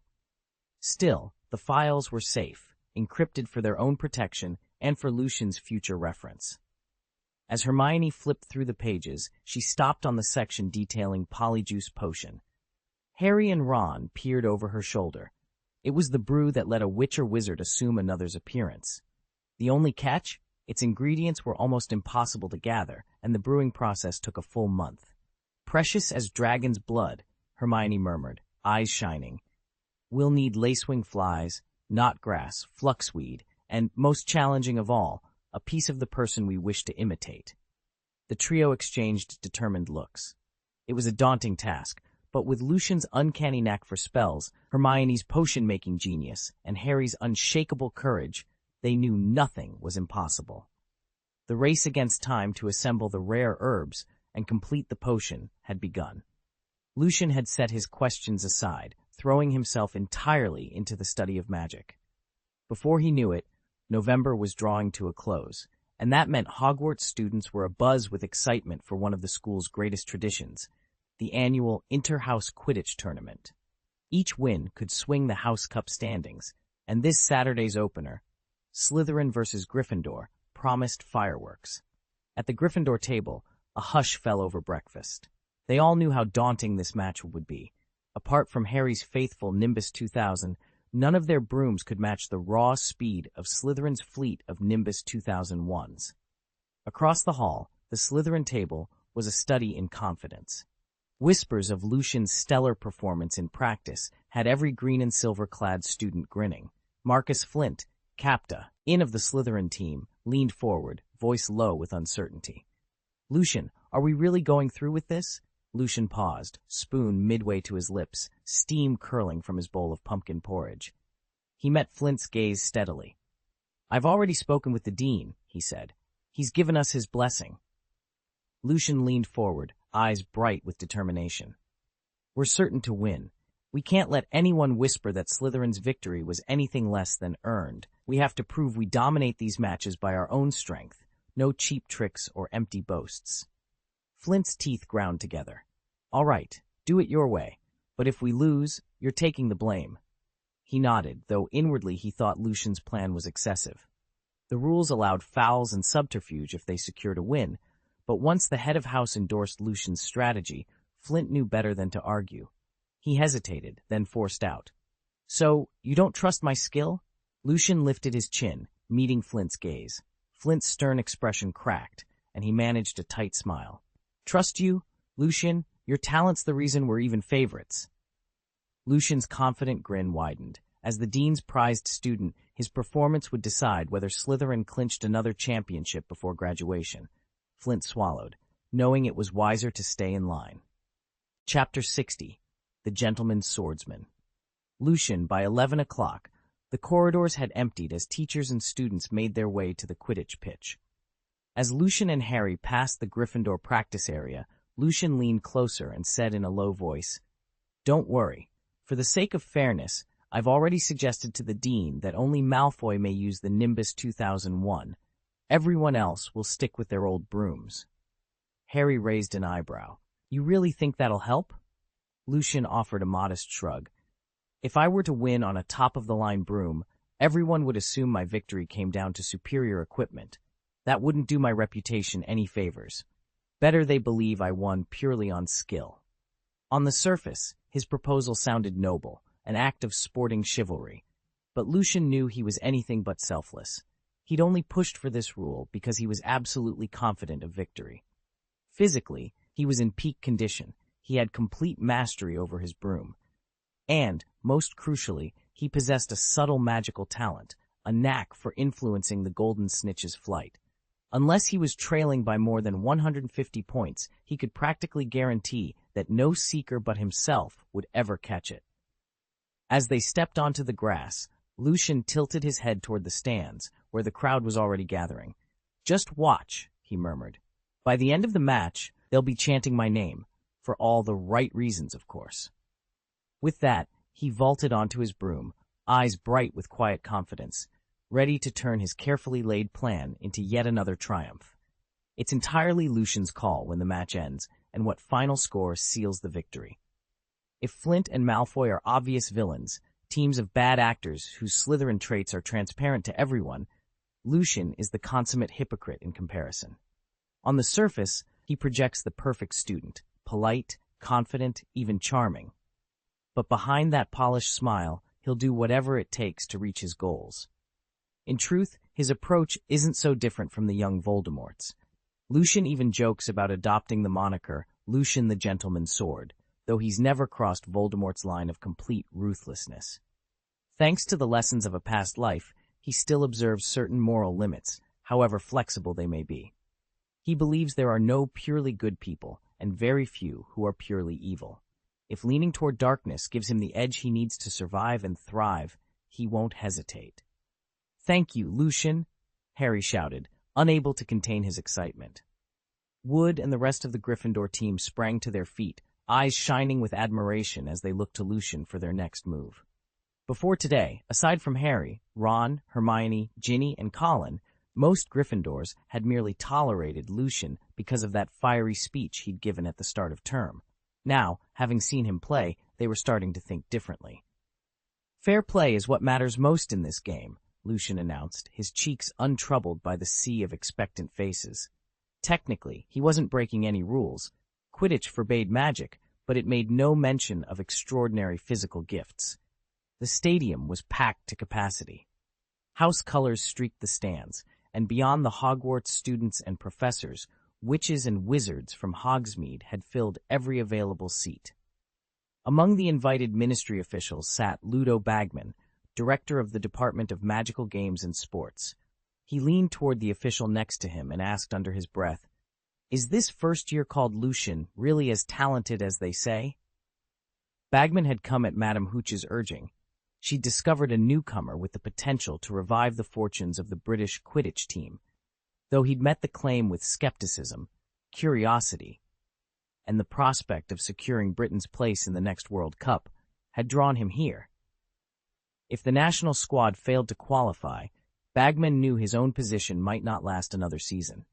"Just you wait and see, Bagman," Madame Hooch called over to Ludo with a confident grin. With that, she descended from the stands and settled herself at the center of the pitch. Having observed Slytherin's practice sessions, she was more than confident in Lucian's skill on a broom.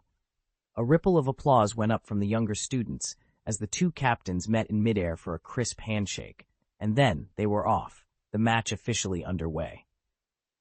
"Hold on, did I just see that?" Lee Jordan's voice crackled through the commentator's booth. "Every single Slytherin player has ditched their Nimbus 2001, except Malfoy." His astonished tone was understandable. The rumor that Slytherin had all been flying Nimbus 2001s had dominated the Hogwarts grapevine for weeks. Professor McGregor, who oversaw Jordan's commentary, pivoted toward Professor Snape, unusually close at hand. "Professor," she said, raising an inquisitive eyebrow, "this isn't exactly your team's usual approach, and you don't often stand here beside me to watch the game."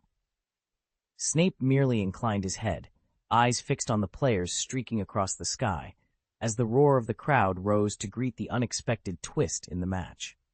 Lucian, Slytherin's biggest Quidditch enthusiast, and once Gryffindor's star seeker, still winced when he recalled that seventh-year match. A Slytherin chaser's foul had sent him tumbling from his broom, leaving him with a concussion and several broken ribs. Ever since, he'd quietly nursed the hope that Slytherin would choke every time they played.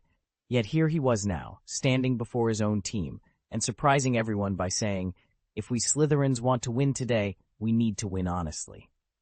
Professor Snape looked up from the sidelines, his dark eyes coolly appraising Lucian. "A fair point," he drawled. "For his sportsmanship, Slytherin earns 10 points. Even Professor McGonagall, who rarely allowed herself a gentle smile, couldn't resist a small, approving one. Lee Jordan, perched at the commentary desk, immediately picked up on the exchange and relayed it over the loudspeaker. "Breaking news, folks. Slytherin's very own Lucian has just called for a clean, fair match. Who'd have thought?" He paid for his enthusiasm with 2 sharp raps on the head, from Snape on one side, McGonagall on the other. Lee merely rubbed his scalp, beamed at the crowd, and said, "Just kidding about all that. Now back to the action." Lucian snatched the quaffle at center field. Look at him weave through every Gryffindor chaser in sight. Lucian swooped in again. What a beautiful goal. Gripping his broom with one hand, he angled the quaffle just right, and it sailed cleanly between the uprights. Still aloft, he flipped forward onto the broom's shaft, arched his foot, and sent the ball arcing through the hoops. Goal. Again. The Gryffindor chasers froze in stunned silence, while every Slytherin in the stands erupted into cheers so loud their throats must have burned. Up on the scoreboard, the numbers gleamed. 120-20, Slytherin leading, with only 50 points still in play and precious little time left on the clock. Lucian glanced at the board and let out a small, rueful smile. So far, he'd relied on nothing more than his superior strength and balance. No sneaky charms, no underhanded tricks. In fact, he'd even eased up twice to give Gryffindor a fighting chance, reluctant to wipe the floor with them completely. But try as they might, their chasers simply couldn't wrest the quaffle from his grip, and their beaters found it impossible to knock him off course. As for the golden snitch, it remained elusive. Neither Harry Potter nor Draco Malfoy had yet managed to graze its fluttering wings. Lucian dared a brief glance toward the Seekers, knowing that capturing the snitch would instantly add 150 points, but at this rate, Gryffindor was so far behind that the match would be over long before a snitch catch could change anything. He was about to dive for another shot when, without warning, pandemonium broke out on the pitch. An unexpected collision, impossible to anticipate, sent broomsticks careening and players tumbling in every direction. In that stunned moment, Lucian realized the game was about to be interrupted by something far more serious than any ordinary foul. The rogue black bludger careened through the air, its course unnaturally precise as it bore down on Lucian again and again. He dropped low to avoid its furious swings, adrenaline hammering in his chest. Then it clicked. Only one being could have tampered with the bludger so expertly and with such malicious intent. Dobby, the Malfoy family's house elf, must be lurking somewhere in the shadows, quietly weaving a dark charm to make this bludger hunt Lucian relentlessly. The goal was clear: cripple him and send him home battered, ensuring he never stood a chance against the basilisk.